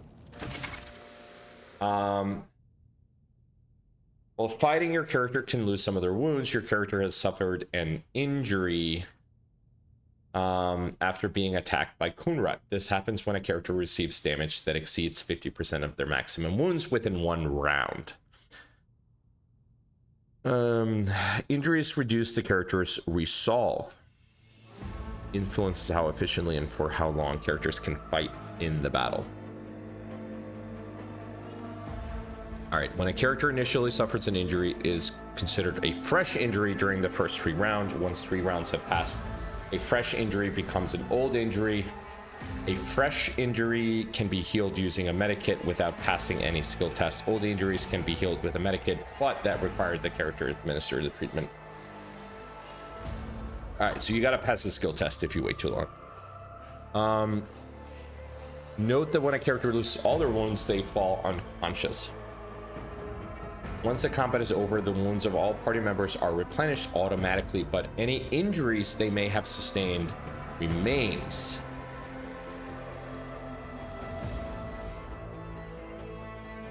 So I guess if you go below 50%, then essentially you've received an injury.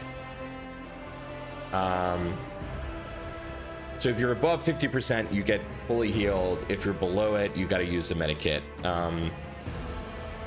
Medikits can only be used by characters who have the field medic feature, base skill Medicaid, or have taken Medicaid skill advancement at least once. Whenever a character uses a medikit in battle, a Medicaid skill test determines the number of wounds that will be restored as a result. Abelard can heal your character's injury. Okay. Your seneschal is always there for you. Okay, so I guess this is the Medicaid.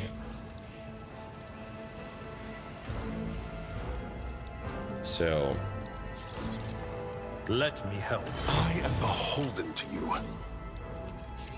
Okay. I forge my own success.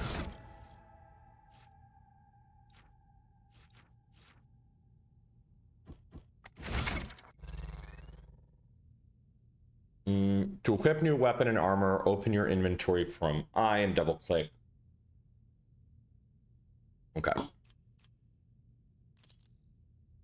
Switch between party members. Yep. Okay. We just double click it. That is a noticeable improvement. Now you're prepared for the lower decks are teeming with heretics instigating the rabble to revolt. But that is the least of our problems. The ship's enforcers are rounding up the scoundrels and suppressing the resistance. The situation on the middle decks is much worse, although strike teams have already been dispatched there. All communication with the bridge and the engineering bay was lost. So, Apart from scattered voxcasts, we have no information to go on.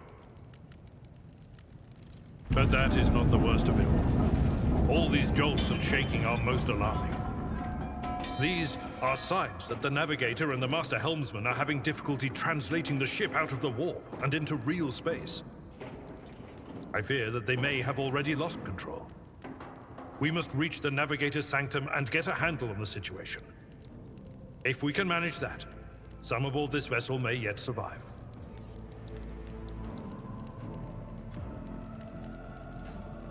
All right, so what's he want to do? What exactly has gone wrong with the translation? How did you find me? What can we expect to find in the Navigator's sanctum?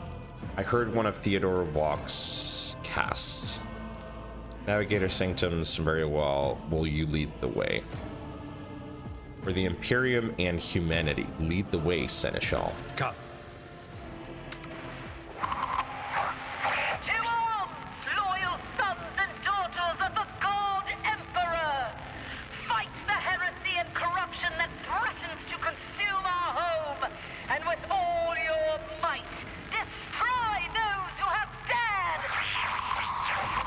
The Lord Captain is calling her crew to battle, which means the Vox networks are set up for broadcast transmission, not message exchange. Splendid.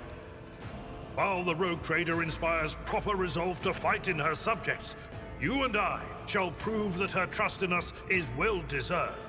Hell yeah. Onward. I like this guy, Abelard. I think he'll be a good addition to the team. A little bit older, a little bit more responsible. Looks like we have a problem on our hands. Alright. Combat begins with the tactical phase, during which characters cannot attack or take another action, but may try to take up advantageous positions. Select a character by clicking on their portrait at the top of the screen, then click on the cell you want the character to move to. Red cells are areas inaccessible to the character. During the tactical phase, each character in the party may move up to their maximum, but cannot position themselves adjacent to an enemy. Okay. So how do we want to do this? These guys are all melee.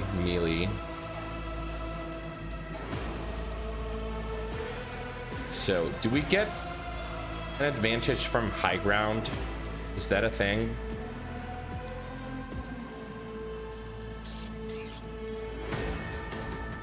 I'm thinking, like, should we just like have them go all the way up here? It's like, what's the range of their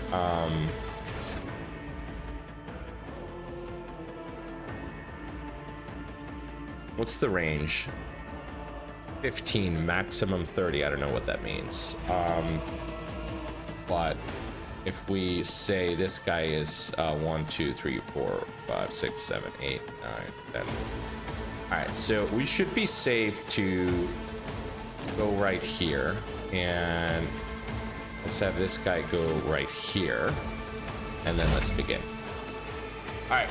The combat abilities of characters differ depending on their archetypes. Available abilities are located in the bottom right of the screen. On the abilities panel, read the full description of the ability, hover your cursor over its icon and click right. Click left on the icon to use the ability. Before the ability is used, you will get to review its estimated outcome while hovering your cursor over the character or an area of your choosing. You will also see the ability's area of effect, and each character in this area will have a number displayed over the denoting the probability of being successfully affected. If the ability's effect is guaranteed to work, the ability icon is displayed instead of a number. Okay. During the adventures, your character will gain new abilities and talents as their power grows. You can view the full list of available abilities and talents in the feature tab in the character menu. Okay. So, I guess this guy already, our guy already, oh no, he hasn't moved. Okay. But wait, why does he not have his gun?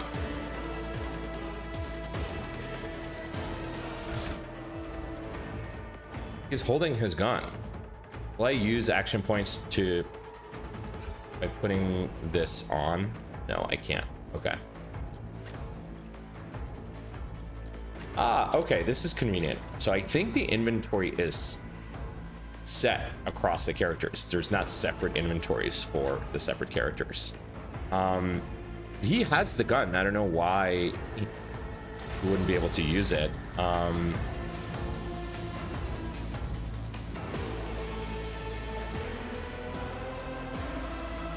I guess we can do this.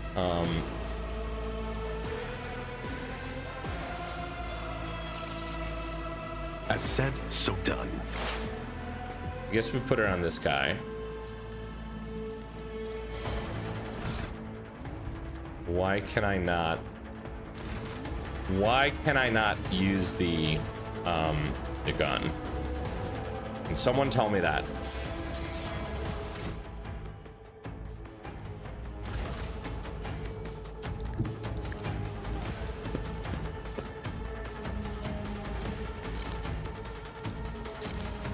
Oh, okay. There we go. So I have to select it here. Okay, so I can do a single shot, which is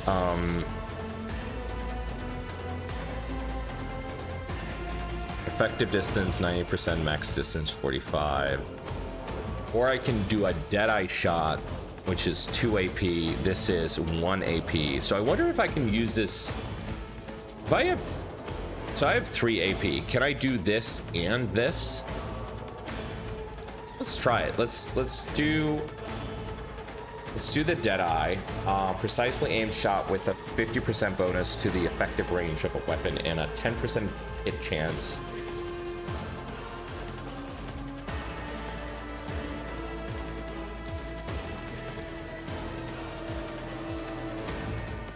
I guess all of these guys got the debuff.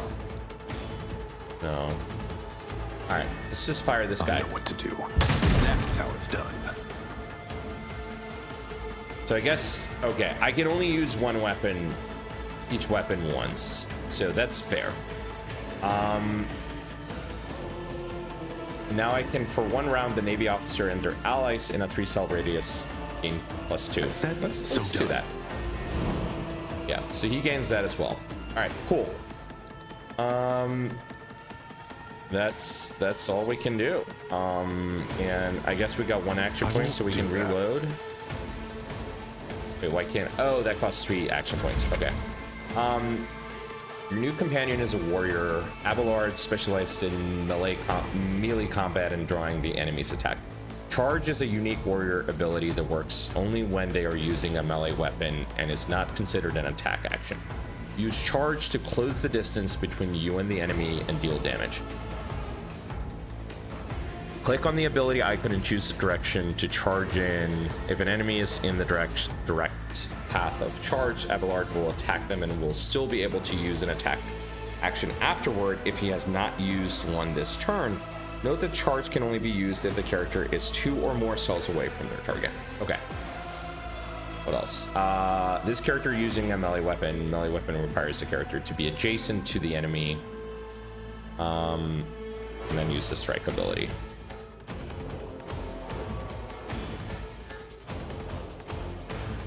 Then on the enemy you wish to attack. Unlike single shots, melee attacks hit automatically with no need for a roll. The enemy will try to dodge and parry the attack if they are using a melee weapon of their own. Other weapons can be used to make area attacks. All creatures in the area will suffer damage unless they succeed on a dodge test. Okay, so that's sort of like a sweep attack, essentially. I can do a strike or a sweep.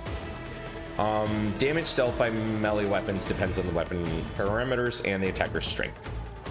Fair enough. Okay.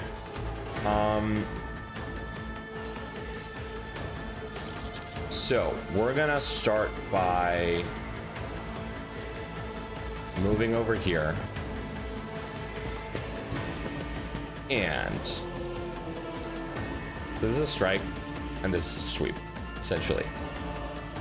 This is the charge, this is the brace for impact.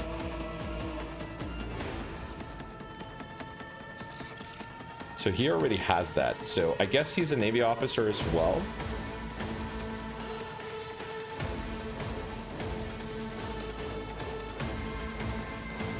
So he would use 2 action points for this, and then we can do the cleave.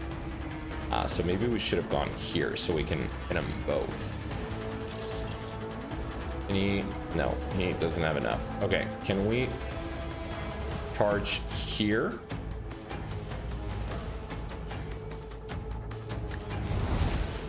Yes, okay. Okay, I guess if we had charged here, we would have hit him. But because we charged like in like a diagonal way, we did not. Okay, but now we want to use the cleave because this will hit both of these guys. At your beck and call. I took care of this one. Done. Woo! All right. Hey, that's it.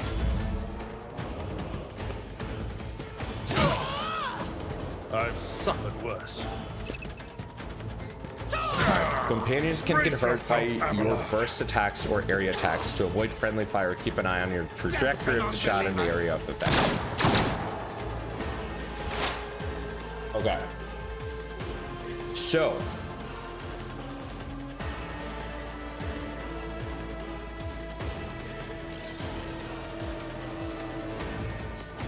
I guess we wanna...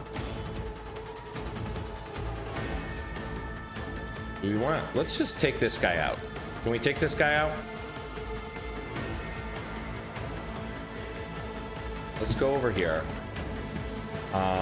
And...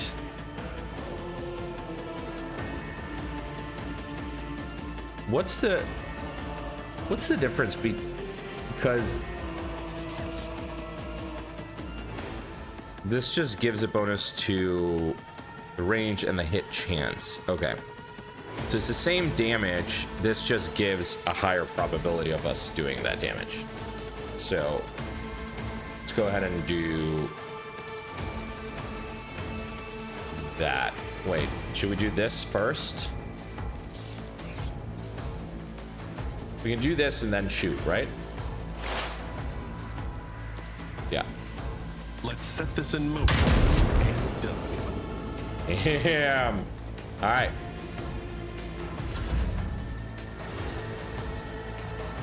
So I guess let's move here and then do the sweep on them. Is he gonna hit me then? No. Okay. And I will do my best. Dominance achieved. Maybe. You can advance the level of your character and companion, prevailing in battles, exploring the Coronis expanse, and completing quests earns you experience. Once you have accumulated enough, your character gains a new level. Each level gained offers your characters new progression options, which include new abilities, talent, skill. Your companions gain new levels at the same time as your characters, even if they are not included in the active. Let's see, sorry.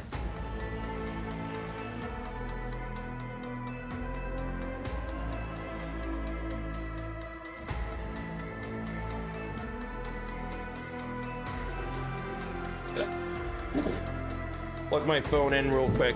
Give me a second.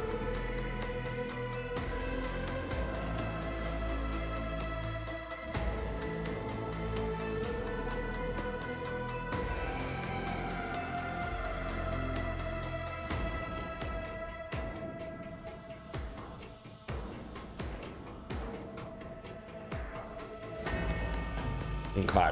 All right.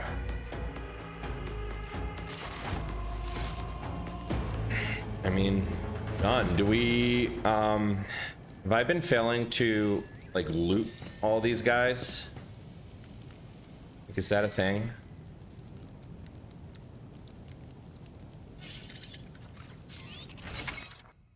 Defeated enemies have no further need for their former belongings. You can discover variable trophies. Trophies on the right side of the trophy window. Go to your inventory. Such items can be used or equipped by your character. Trophies on the left are packed up as cargo and sent to your ship, which can later be used to trade with various factions. Okay, alternatively, you can use the button on the bottom of the mast to transfer all trophies. Click collect all or press space to transfer the trophies from both sides of the trophy window to the corresponding window. Okay. I can just do collect all.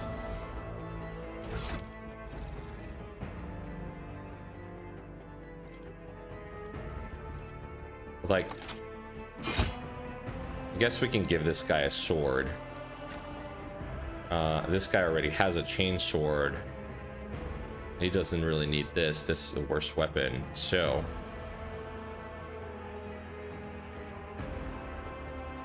we just add this to cargo. Let's put the armor on this guy. This guy already has an armor. And I guess we want to keep this with us. So, all right. Hey, that's that. So does that mean that we looted everyone? No, I guess we can go get this guy as well.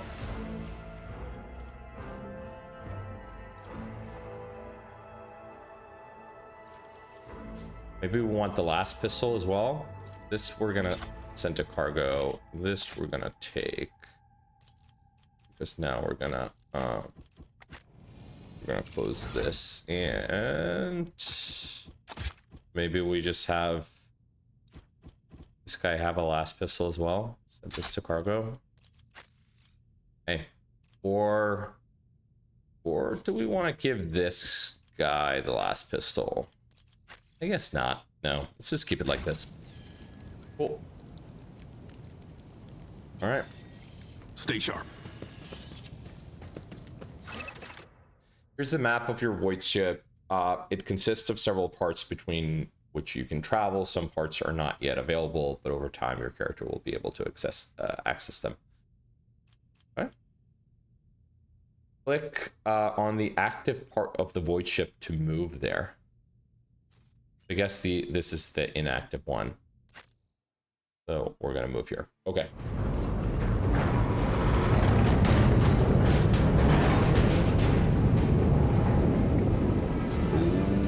What is this guy doing? I hear it. Here, on the threshold of the blinded guide, doom comes from the heavens. Master, watch your head. Idira, would it be too much to ask that you phrase your soothsayings plainly for once? That was too close. Oh, okay, so she's a friend. Remember to advance the level of your character and their companion. They always receive new abilities and talents and improve their skills. Click on the arrow symbol on a character portrait to open the level up screen. Okay.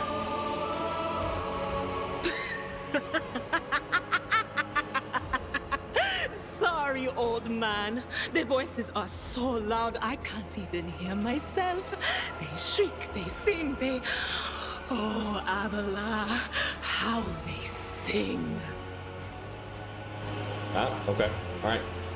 This is Idira Tlas, personal psyker and diviner of Her Ladyship Theodora von Valancius. Idira? I'm not drunk, old man. I'm suffering the effects of the warp that is seeping through these walls. I see the ship's fate. To die in the waves of the immaterium, fall under the burning rays of the final dawn. And in the roaring blaze, I see a figure standing. Who is it? I have no answer. The entity in your consciousness shrinks and crawls in deeper, its claws scraping against the walls of your mind, as if the presence is trying to hide from the seer standing before you. Okay, so she's the seer. A diviner are you? What are you doing here? The voices from beyond the threshold whisper to me.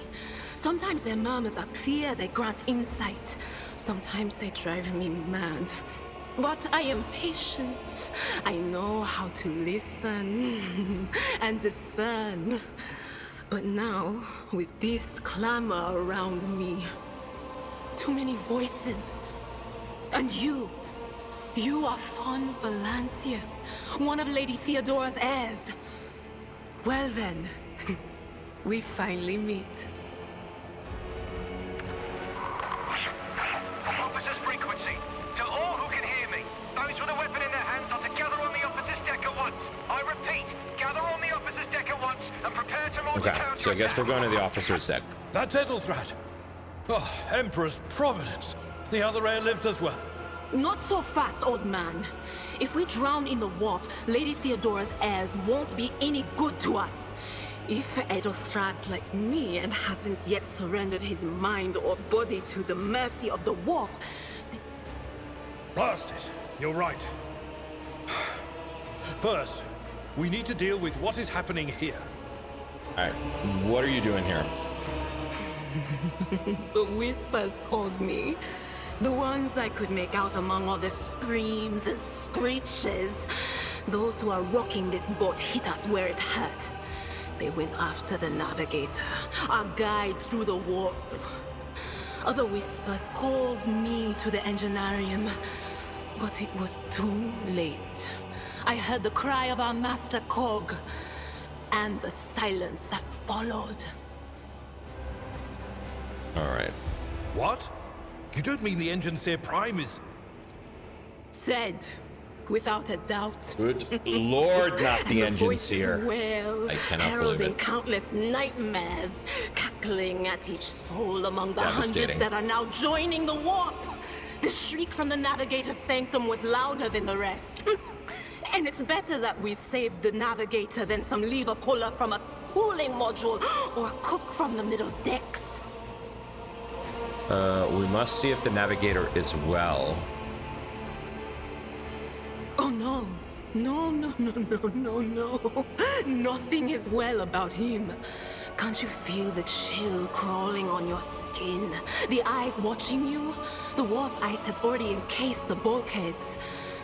What follows is calamity. But we're not just going to stand here and take it, are we? The state of things in here suggests there's a navigator around. Maybe one who's crippled or at death's door, but still kicking. And since our skin hasn't peeled off our faces just yet, his third eye must be closed.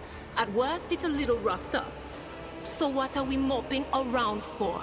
Let's go protect that noble mutant while we're still alive. Okay. Let's go protect him. Idira has joined your party, which now consists of several characters. To select one character, click on their portrait. To select multiple characters, hold and drag a box around them. You can press backspace to select everyone. Okay, cool.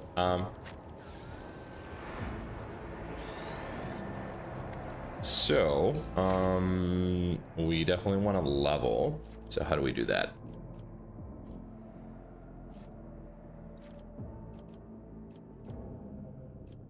How do we level our... Why is commerce? Oh yeah, because we had the brand of shame. I guess she is already a level 2. What is this? Psi rate. Oh, she's a psyker. Okay.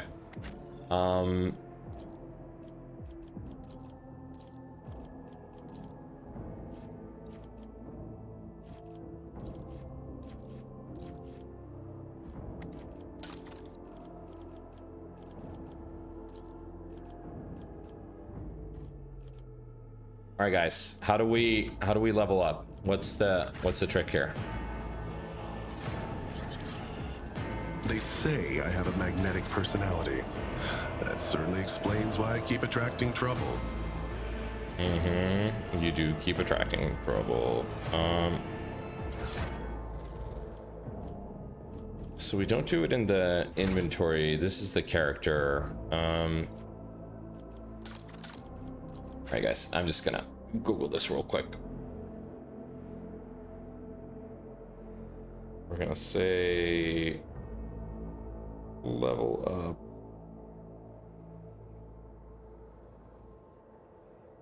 Rogue Trader. I know they just click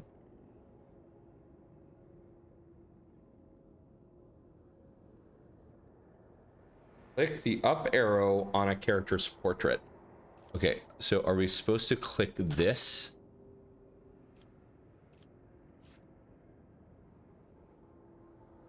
Okay. Oh, okay, okay. I see. And then we click in here.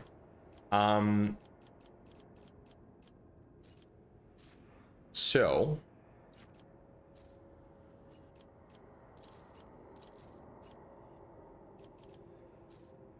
this lets us one rank available, so I guess we can choose one skill. We can't do... We can't be like... Is this doing... This isn't doing anything, right? Like, this is the only thing we can do. We already did the analyze enemies. And now we can choose a skill.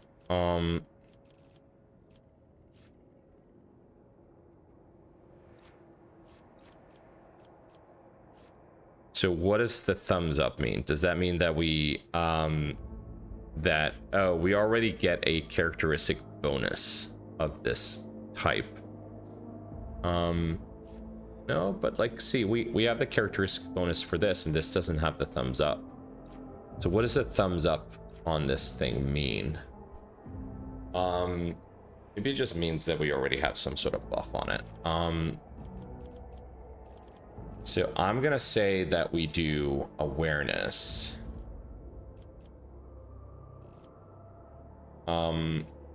Which gives us more perception.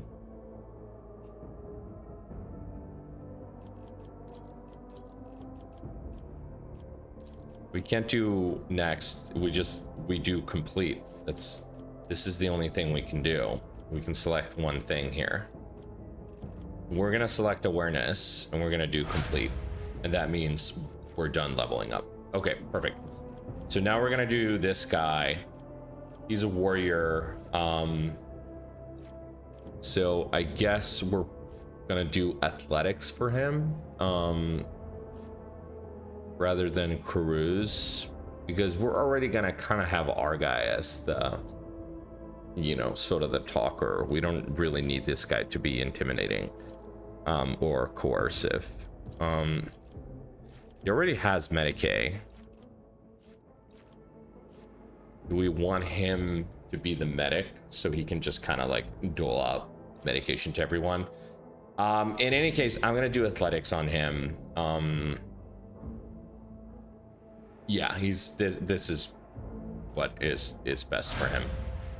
All right, and she's already level 2. She has awareness as well, so perfect. All right, cool. So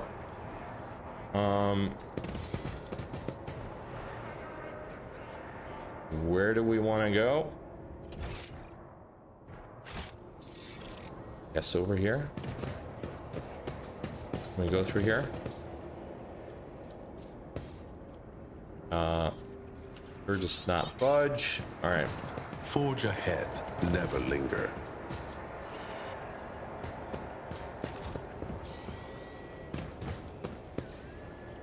Fallen piece of debris. Guess we can go out the door there. Is there something here? Nope. All right.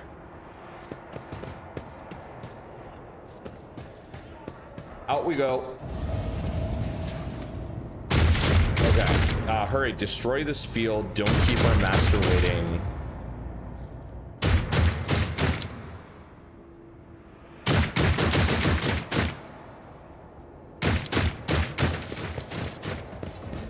Do we want to just, maybe let's save it right here. This is our old save that I did a long time ago. As you can see, I only played a tiny amount. Let's just do a new save, upper deck.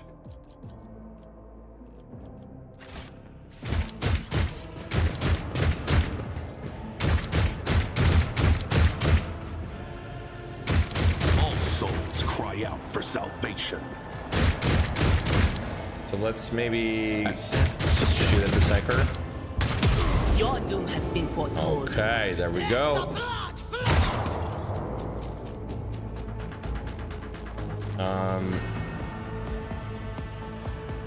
Let's have this guy go up here. Let's put our guy over here, and let's put her right here. And then let's start. So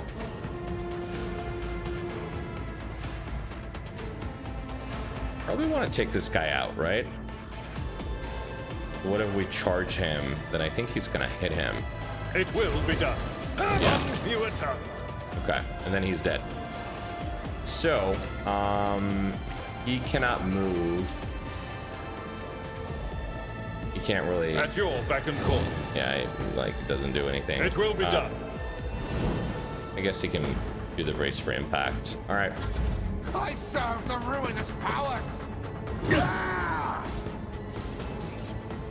Let's see if he can survive this. I've suffered worse.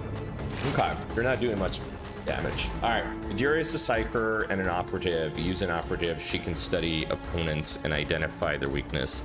We're an operative as well, our guy. And her psyker abilities allow her to deal damage to them. Analyze enemies in an operative is an operative ability which applies the exploit effect to all enemies.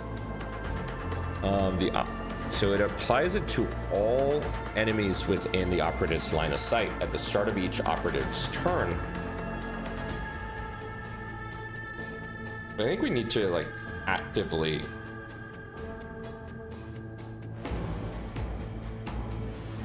do it.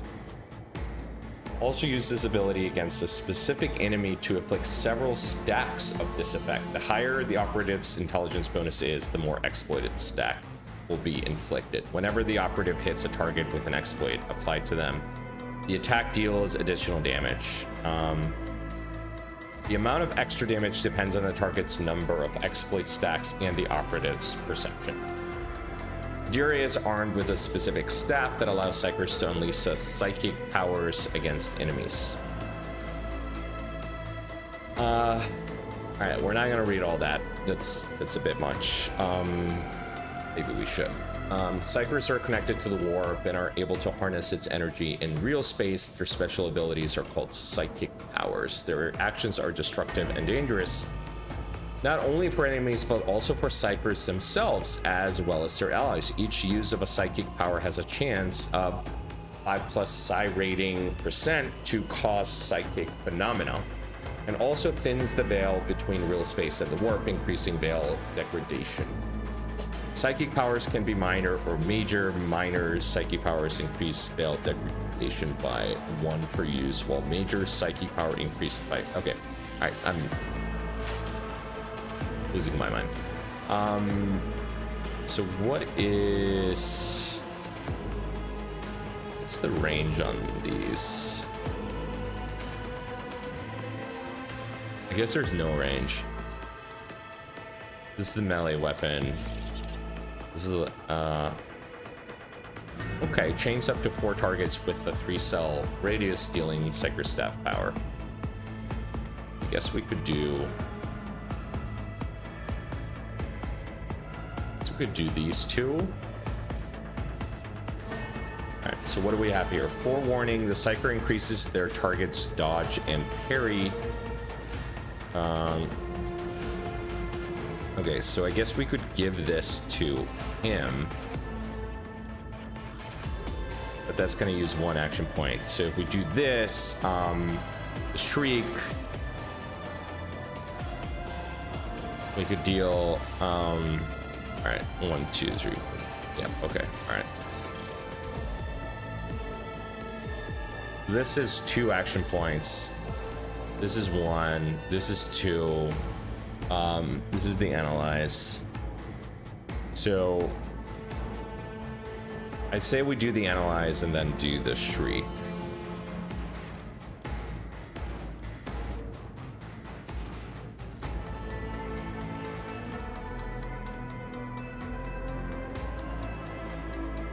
We just like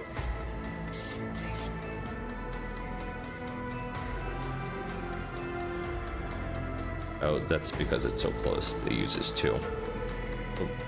I thought it was supposed to just do it to everyone. Oh, just one enemy.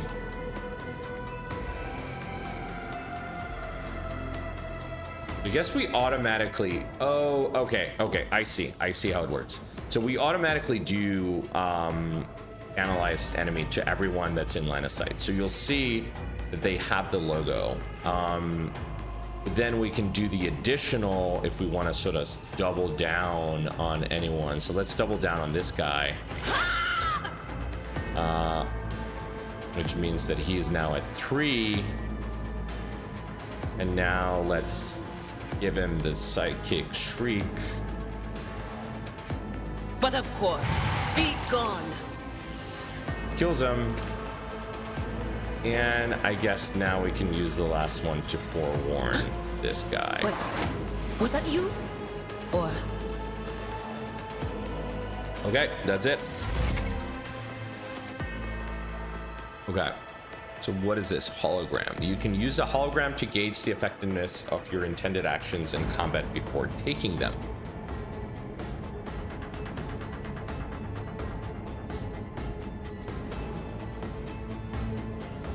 Oh, okay, I see. So if we we don't double click to move them, we just single click, and then we go to do the action, it'll kind of show us the intended. Let's try it. Let's go here, and then let's go here, and we do this. Mistake. But this wasn't really like a hologram. This was just, I guess because we clicked, he like executed on everything. Okay, that's fine.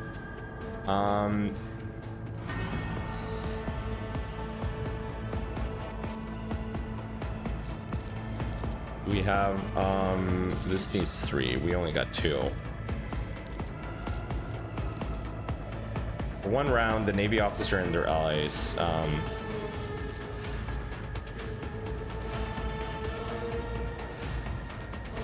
so I guess, like, can we put this, let's say we put this on, all these guys have 2.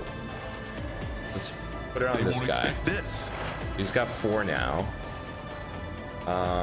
But we can't do anything because we don't have action points for it.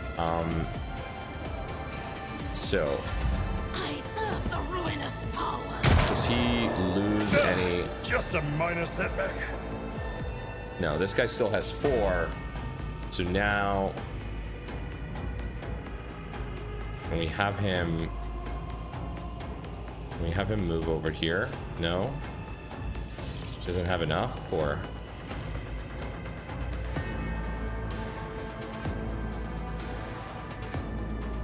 I mean, let's just have him just slice this guy in half, right? I mean, we don't need to. Indeed. We don't need to be overthinking this.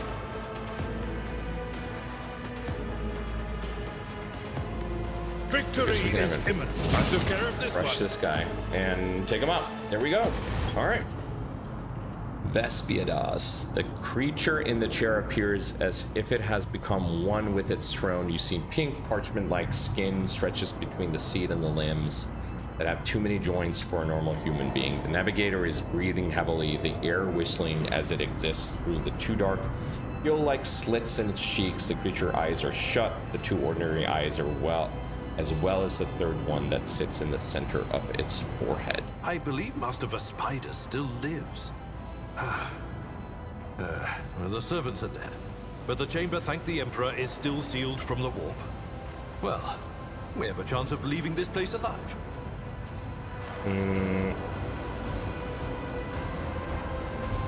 Approach. Your time is short. The voice is coming from the Vox grill at the base of the bazaar chair. It is unclear how the navigator is able to produce human speech. Our time is short to do what? Fall to your knees, mortals, and behold the final. Okay, so I guess there's some sort of demon talking for him. Yeah. Ah! It came from beyond. His body is not his. Got it. All right.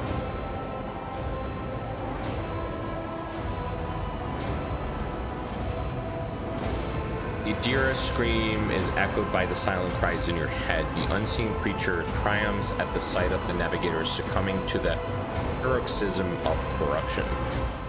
Its arch thunders under the burden of hopes. Unseal your hearts, and I will flood your souls with myriads of words and meanings, each one a portent of salvation within me. Navigator continues to convulse violently, and his seat shrieking and crackling, but then his fit stops abruptly. His face is drenched in black and crimson. The dark ooze from under his third eyelid has turned from a trickle into a stream mixed with the blood coming out of his nose, and there is purplish swelling around his eyes. Okay, so he's dying. Run. Flee from this place while I still have the strength. I can contain the intrusion, but not for long. We must begin the translation. Leave the warp. But it can't be done without the Master Helmsman's help. Alright, who torments you? I want to help you. Tell me how. I cannot bear to see this agony any longer. I would rather put an end to it. Dress Abelard. The navigator is still alive, but barely so. What do we do now? The ship can only begin the translation with the assistance of the Master Helmsman, if he is still alive. It is worth a try. We must get to the bridge, but we will need support. Our only option is to fight our way to the officer's deck and join forces with Edelthrad and his people. I believe we will also find Lady Theodora there. She must have heard the call to arms that the servo skull relayed to us earlier. Vespidas. Good luck. Okay, so I guess we're leaving him here. Okay. The navigator does not give her response. Black tears mixed with blood are streaming from under the closed eyelids, and the vox at the base of the chair is bellowing out static interspersed with distant echoes of otherworldly laughter. Hi. Don't love it, but alright. Let's seize the moment. Navigator appears dead. Okay, so I guess the other heir is dead then?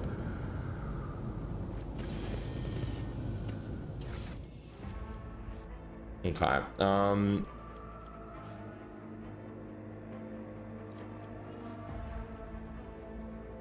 so I guess we can give this to, her.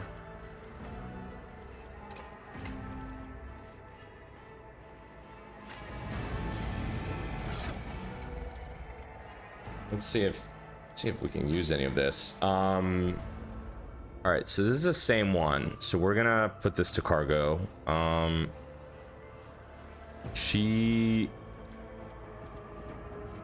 Yeah, so she has the staff. She doesn't really need this axe. Can just see. No, I'd rather have him just with the chain sword. So let's put this to cargo. Scrappy auto gun looks like a piece of shit, so let's add that to cargo as well. All right, cool. In combat, a character may need to use different kinds of weapon, which can be prepared in advance. Open your inventory and prepare different weapon sets. To switch to a different weapon set in combat, press X.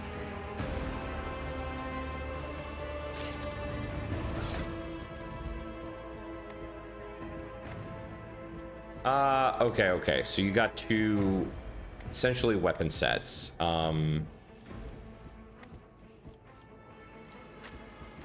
So I have the sniper rifle and the last pistol. This guy has just this. He doesn't have anything in the secondary, but she also has a last pistol. Okay, cool. All right, so what are we doing now? We're going down here? Nope. Onward to victory. Or anything here? Nope. Okay, all right. going back out.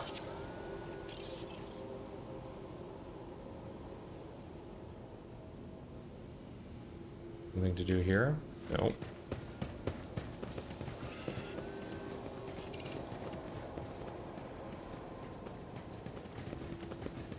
Alright, so we go to the officer's deck. Alright, that's this. This compartment is not of interest at the moment. Okay, so these are different areas we can go to, but it's not. So it's just letting us do the officer's deck, so let's do that. Curious if we're close to being done with the sort of tutorial section. I guess maybe this was it. I mean, it feels like we've learned everything at this point.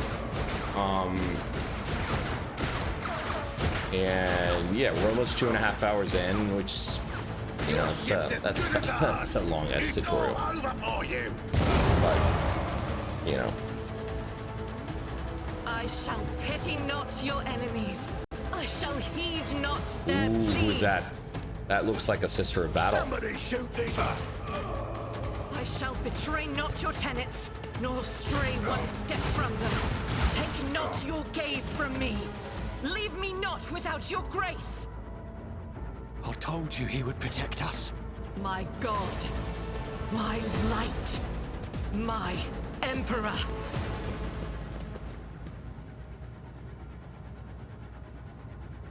Okay. Argenta, the white-haired warrior, turns to face you, her dark eyes blazing, the weapon quivers in her hands, and for a brief moment it seems she is not going to stop and will instead continue eliminating every target she sees, starting with you. Sister Argenta. Sister Argenta, Yeah, it is that's a the battle relief sister. to see you. We require all the forces we can muster. Your face, it is unfamiliar. Who are you? Rotato von Valencius, the Lord Captain's heir, and just who are you to be so brazen about your inquiries? I shall introduce myself after you do the same. Allow me, Master. Sister Argenta, sacred warrior of the Adeptus Sororitas. Sister, this is Master von Valencius, a member of the Rouge Trader's house. The hour is dark and daunting. A ship abounds with corruption.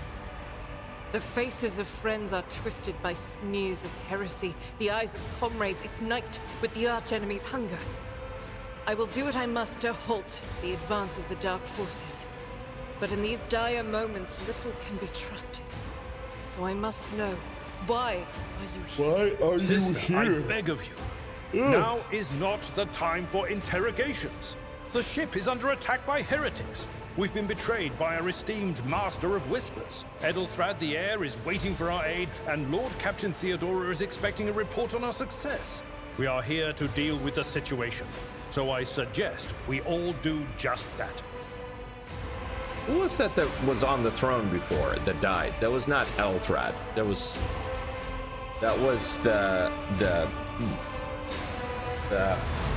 the guy that betrayed us, right? All right, the Seneschal is right. There's no time to talk. I'm no traitor, sister. You can be sure of that. Do not even think to insinuate that I'm one of the traitors. I will not let such an affront slide. That answer does you credit.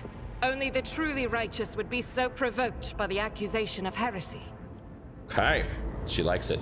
She likes it. I cannot wait to rain righteous fire down upon each and every heretic. Yeah, she is intense. All right, lore, Imperium. What is a warrior of the Adeptus Sororitas doing aboard a Rogue Trader ship? Your orders serve the Ecclesiarch, do they not? Who are these people with you? What is happening in the officer's deck? Let's ask her this. Sister Argenta is a guest of the Lord Captain. And that story deserves its own time and conversation. Under more appropriate circumstances. Enough idle chatter. I am where I must be, and that will suffice. Okay, we must get to the main hall of the deck. Through this door. I shall join you, for it is my duty to the God Emperor to destroy this heresy. We will follow. For now, we will hold off any heretics who might try to crawl in through the cracks to join the main assault. And we'll take a look at the generators while we're at it. Those villains made a mess of the cables. Oh, I wish we had a Tectomat with us, but we'll see what we can do without one. Fine. Good to hear it. Sister? Ready. May Terra's light illuminate our path through fire and darkness. Hell yeah. The crew need more powerful weapons from the coming battle. Maybe something suitable can be found on the officers' deck. Okay. Thought that's where we were. Alright, well, I guess we got forth.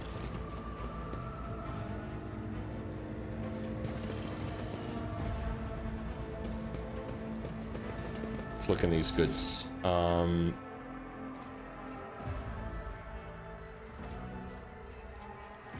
Guess these are rations and different types of ammo. Can we go through here? Okay, so where does this... Are we supposed to go here? The explosion blasted a hole through the door large enough for a person to get through. Okay. Let's see this through. Yeah, then let's go. Let's go through. No? Okay.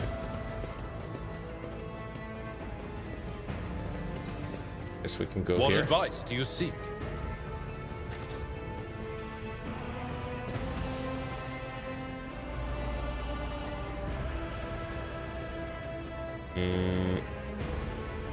Alright, I'm gonna apologize. I don't know where the fuck I'm supposed to go.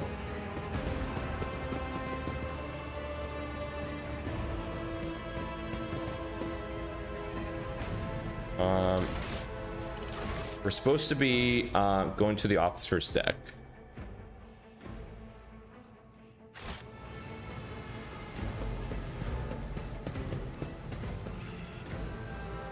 I forge my own success. Maybe just like one person go? Stay sharp.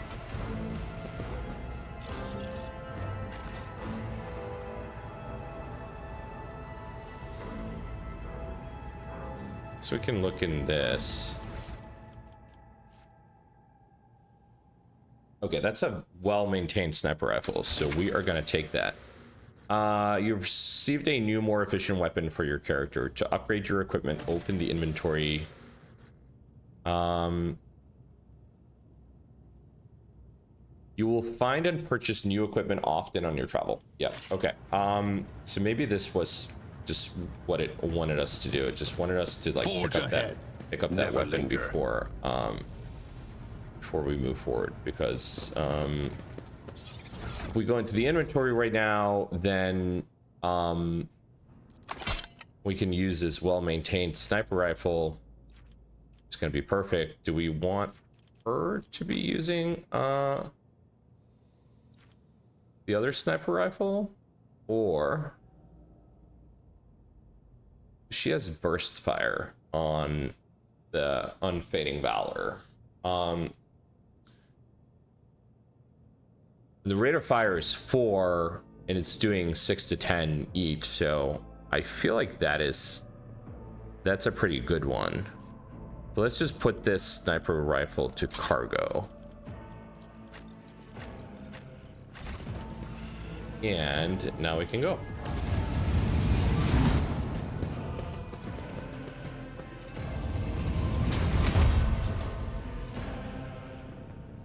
Okay,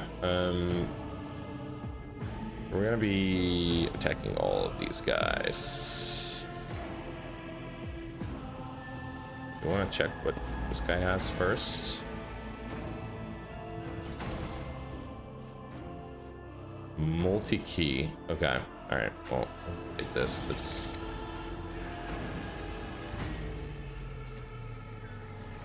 All right, so what do we got here? Okay. All right, we got 1, 2, 3, 4, 5, 6, 7. A 3 and 3, and I guess that's just the model of the ship. Okay. All right, so let's start with our boy. Should I divine our Let's next have step? her.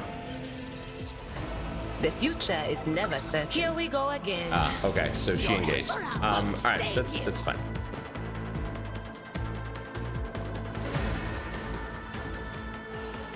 Let's have her go over here. Let's have this guy go over here. Let's have her go over here, and let's have our guy go right here. Okay, let's start. Chaos guides me. Ah!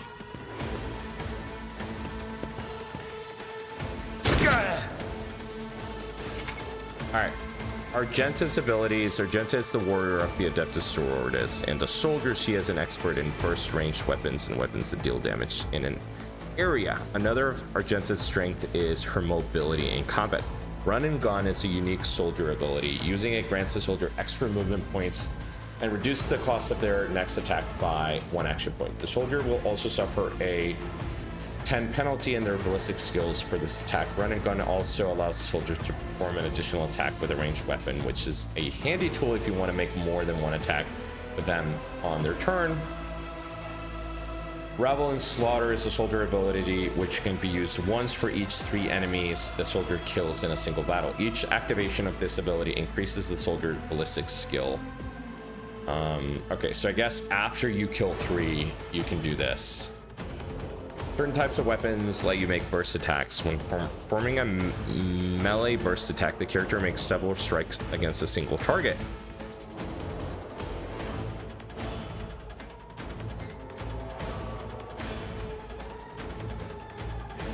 The first strike hits the target, all subsequent strikes automatically hit. If the first strike is dodged or parried, all subsequent strikes are automatically dodged or parried. All right. When performing a ranged burst attack, the character fires several successive shots. Most of the shots are concentrated in the center of the selected attack. Therefore, the more enemies there are in the center of the area, the more of them. Okay.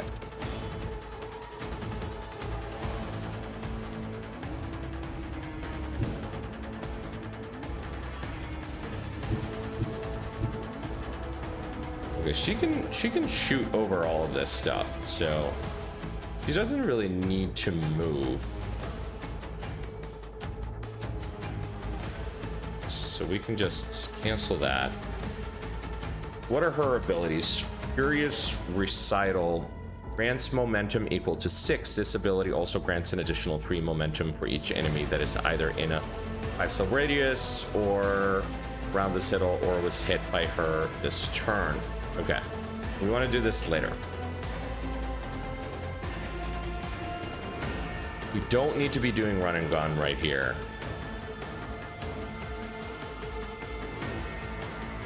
So I feel like we want to be doing this because then we can hit all 4 of those. As the Emperor commands. Cool.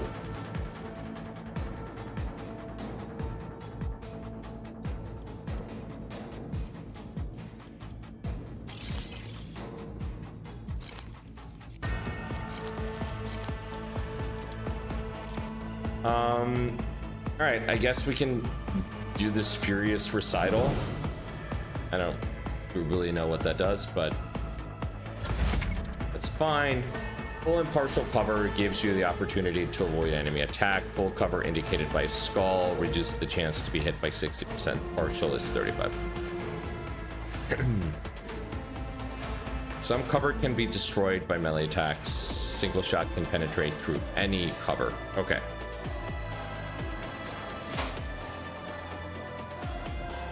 So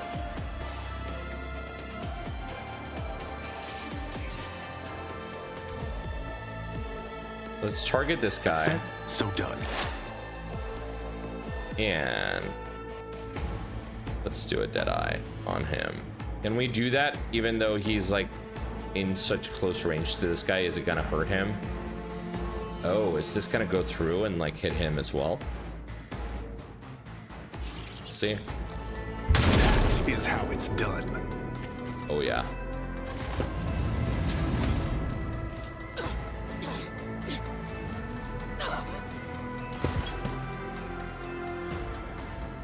Okay.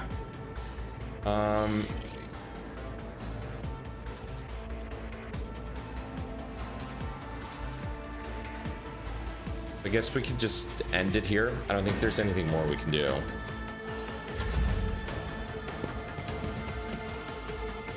Chaos guides me. Death to the weak.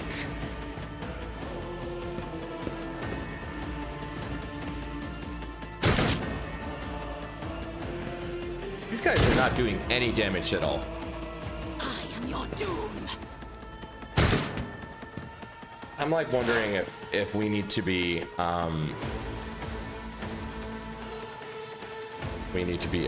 upping the difficulty in this.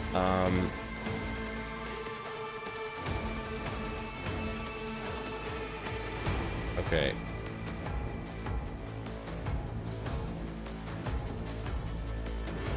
I need to come closer.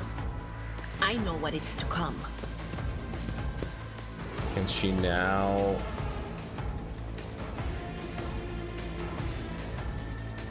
Target both of these guys? We do. What an unfortunate Yeah. turn of fate. Oh, and this guy as well. Hell yeah. Alright.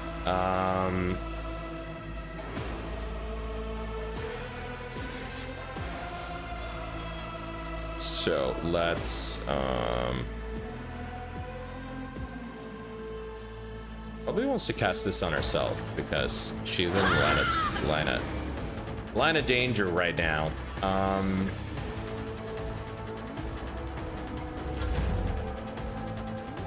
This guy,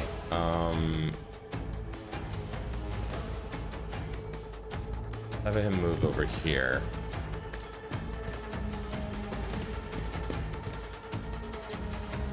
And then I will do my duty. One fewer I'm strike target. this guy. And then I'm going to strike this guy At your right beck and here. call. Kill him. Oh, parry. All right. So what was this? Indeed. Yeah. Let's have him cast this on himself.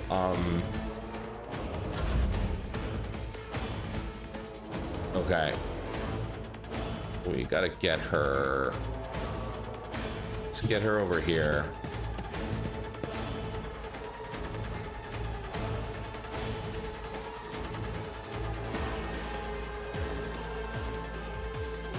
So this guy goes next, so maybe we wanna... Can she take him out? No, she cannot. She can take him out. She can take him out or him. Or what about this? I'm gonna try to take these both. None can escape the Emperor's judgment. Okay, I guess that did not work. All right, she has 2 action points left.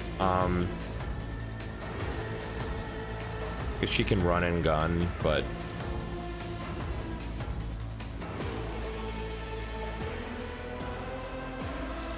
if we do this now, will we get more movement points? Doubt is for the weak. Yeah, so then we can Guided have her by go faith. here. Okay. And, oh, now she can shoot again. She still can't shoot this guy, but she can shoot this guy. As the Emperor commands, I act. Oh, damn. That was a bad miss. All right, whatever.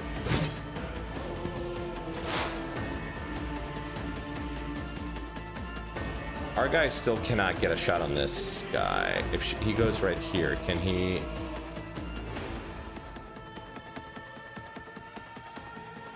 Oh, there is a guy here that I hadn't seen.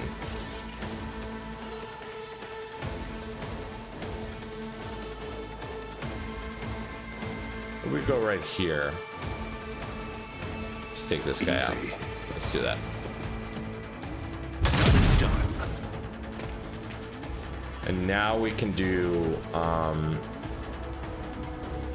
know what to do. and we can give, we can stack on this guy They right won't here. expect this.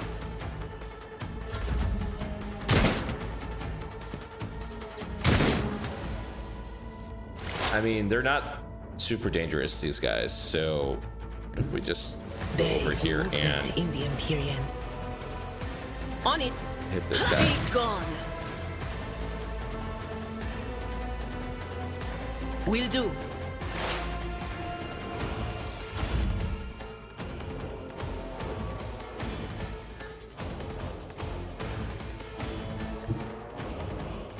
This guy run over here.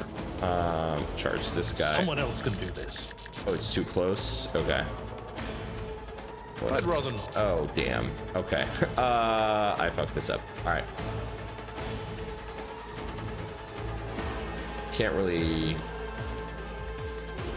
attack anyone, can he? Guess he can do this here. Okay. Let's have her go and take care of this guy right here. So I'm gonna have her go Enemies over of the here Emperor will be undone. and then just single shot this I'll guy. do it. Eradicate it. And then our guy can go over here and just precision shot this guy. Costly mistake. There we go. All right, that's it, right?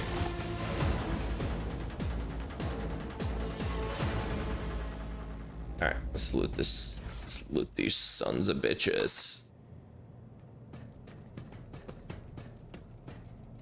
All right, hey.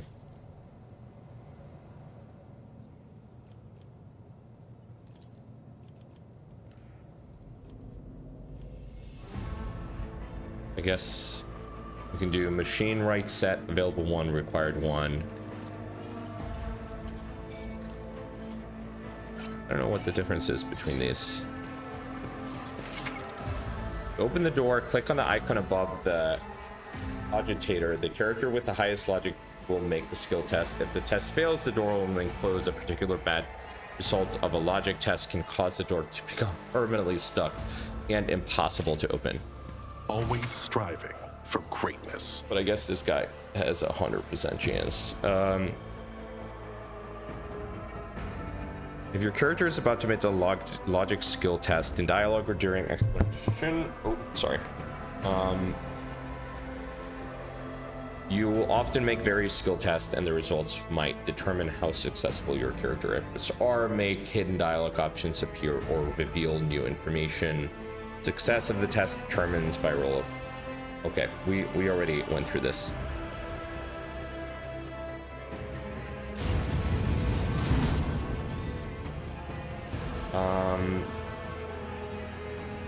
Is there a way to I go where the whispers lead. just automatically select everyone? Or anything up here? No. Okay. All right. Let's seize the moment. We're gonna go in here.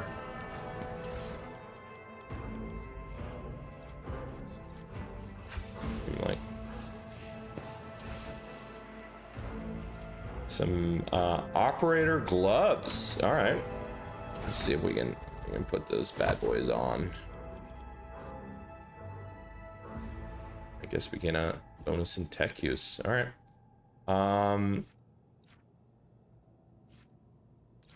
We can cargo all this stuff. I'll put that, but all right.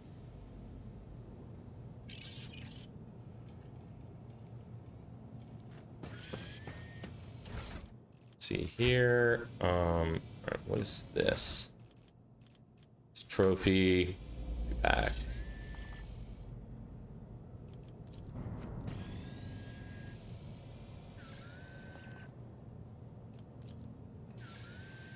Marching ahead. An exact replica of the Lens's void ship. All right. Blow up the door. Okay.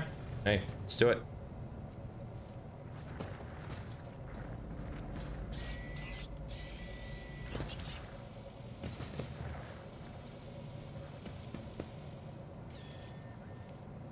The Emperor favors me today. All right, love it. Venture forth. Okay, let's go loot this stuff.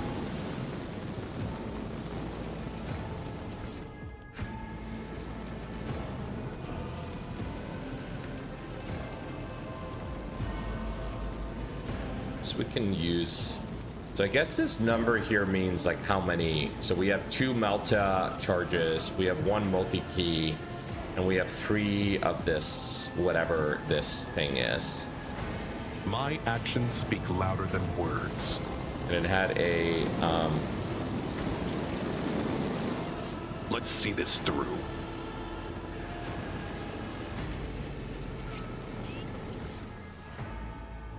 Okay.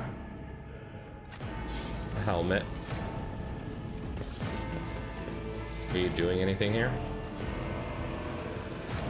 Oh, all right.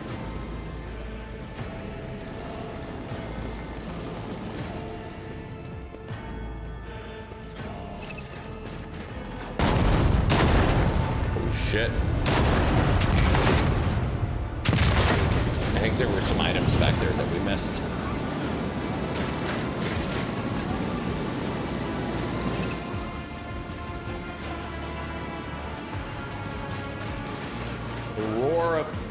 The flame rings in your ears and the choking smokes makes you cough and gasp for air. You instinctively recoil from the scorching heat, wiping your face. A moment later, a hazy silhouette forms in the raging wall of fire.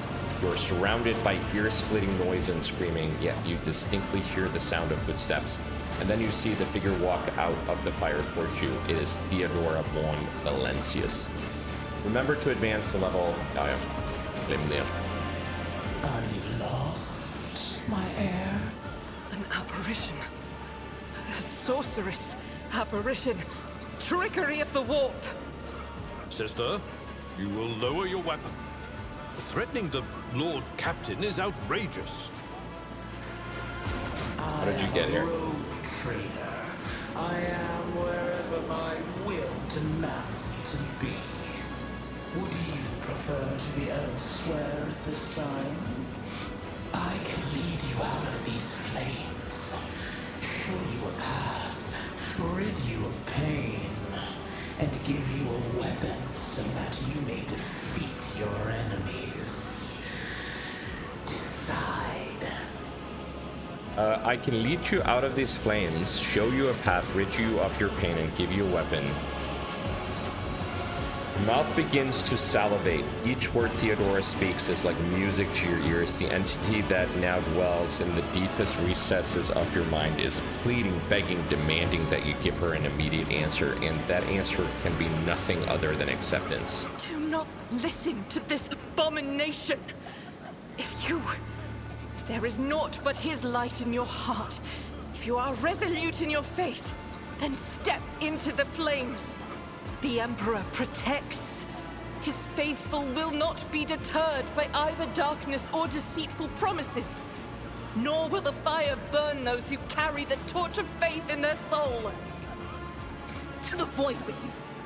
We need to follow Lady Theodora before we suffocate in this furnace. Well, she is possessed, right? People! The survivors from the middle decks! We must help the crew! Lead them out! Find a way around! Over the roaring flames, you hear distant sounds, frightened voices, screams, muffled and distorted, as if there were a body of water between you and them. Then we'll miss our chance to meet up with Edel.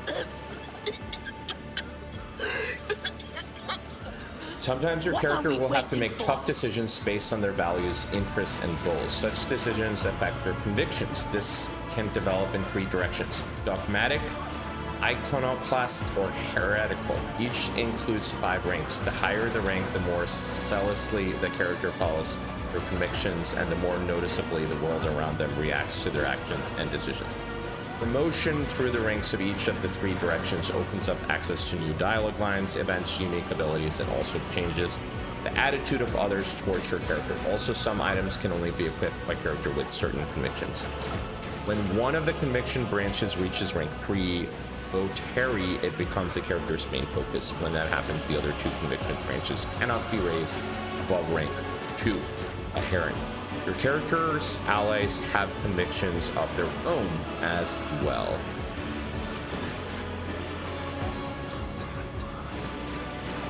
Alright,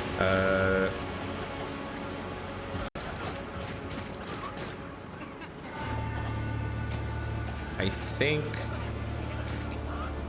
my guy is going to be dogmatic. So iconoclast is some sort of heroic option. It seems like heretical means you give into the warp, you give into, you know, heresy and everything that's on that side of the dice. And dogmatic seems to be sort of the imperial fascistic way, which I'm going to take. Thousands of needles pierce your consciousness but are powerless to stop you. You take a step forward and the illusion breaks. A wave of excruciating pain crashes over you, and Theodora's voice fades into the firestorm. You hear the voices of your companion calling you from behind, and the scream of the weak dying in the inescapable blaze.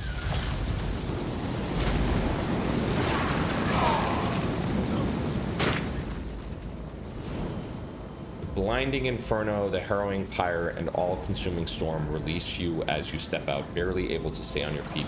The blood is pounding in your ears, drowning out the world around you. Your eyes caked in soot and burnt eyelashes refuse to open. Free from the flames, you take 2 more steps before collapsing to your knees.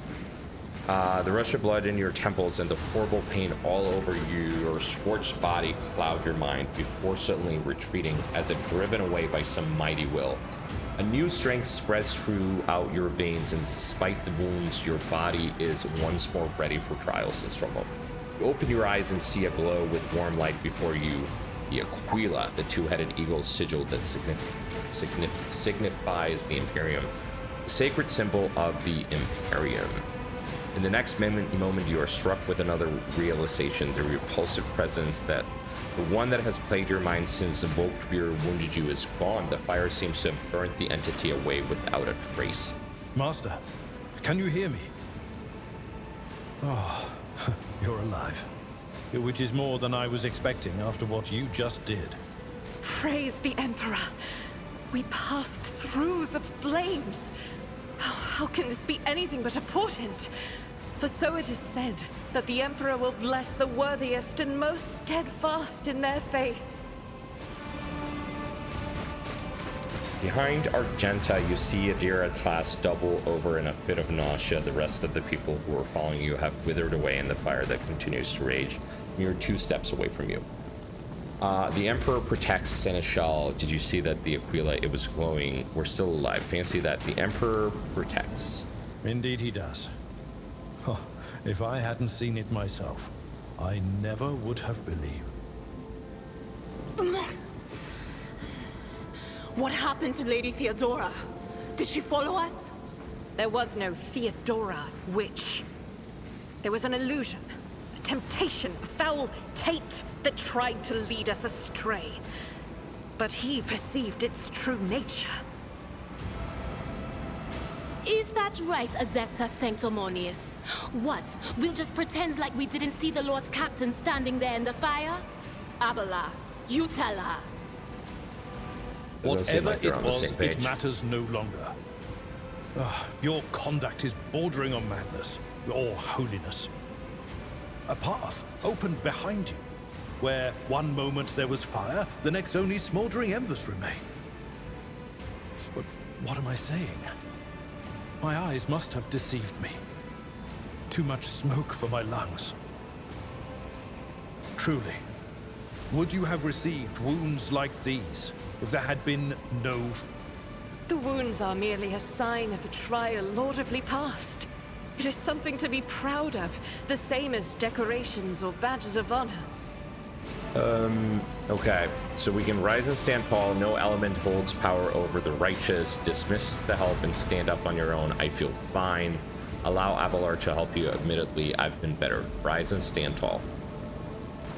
Even if you were anticipating another wave of pain, it does not come. Your muscles feel strong and your limbs obey you without fail. And yet, deep inside, somewhere next to your heart and stomach, you feel a certain tension aching. To that of a taut string, you are at your limit. Be it adrenaline or the strength of your fate, it will not carry you much further. Did my eyes deceive me? I could swear that I just witnessed you step out of a pillar of fire with the rest following in your wake. I hurried here to join forces with you and the others. It is time to push the heretics back. It was the only way. We are here in response to your Vox call. I loathe being late for an engagement. Nothing good ever comes of such rashness. Yet it appears that the Emperor favors you. Be that as it may, your wounds are highly worrying. Look closely at Adelthrad. Adelthrad does not seem to have changed since you first met, but only at first glance. His face has taken on a strange hue. The skin of his temples appears scaled, and his voice now has an uncanny screeching quality. These are not traces of fatigue and stress. The Psyker's body has begun to mutate, a consequence of contact with the warp.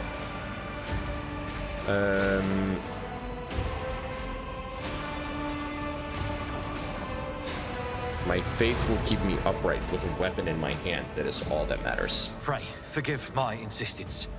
I shall not be the one to doubt the faith of he who has passed the trial by fire. I have gathered everyone who answered the Vox call and was able to hold a weapon. Yet I do not see the Lord Captain or her arch-militant in our midst. We are still receiving messages in her voice, but she is not responding to direct requests. I last saw Lady Theodora on the observation platform. When did you and she part ways? It was at this very elevator, Master Edelthrad. The Lord Captain, accompanied by the Arch-Militant, headed to her chambers to retrieve an item of particular import. After that, all we... This is troubling, and the timing is inopportune. I am still receiving fragmentary reports from the bridge. Kunrad Voigtvir was spotted there, and even what scant intelligence on his activities I have reminds me of descriptions of sorcerous rituals. If that traitor has resorted to witchcraft, we must stop him at once. I shall go to Theodora's chambers to find her. A reasonable approach. Take your escort with you. You may be waylaid. Once you have found the Lord Captain, you must beg her to go to the bridge and lead the counterattack.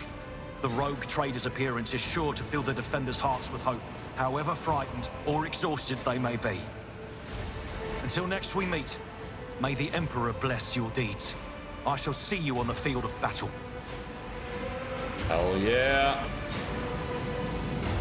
Let's go. All right, I think with that, we're gonna end it tonight. We're hitting 3 hours. Pretty sure we're done with the intro here. I'll take some time and level these guys off stream, but this has been great. I think we're gonna continue to stream this on my channel. I stream in Icelandic as well on a different channel that's linked in my bio every Sunday. But I'll try to do this one probably roughly sort of Tuesdays and Thursdays, I want to say I'll do. And yeah, I mean, please join, subscribe, like, whatever it is. But for now, wish you a good night. Thank you so much. Take care.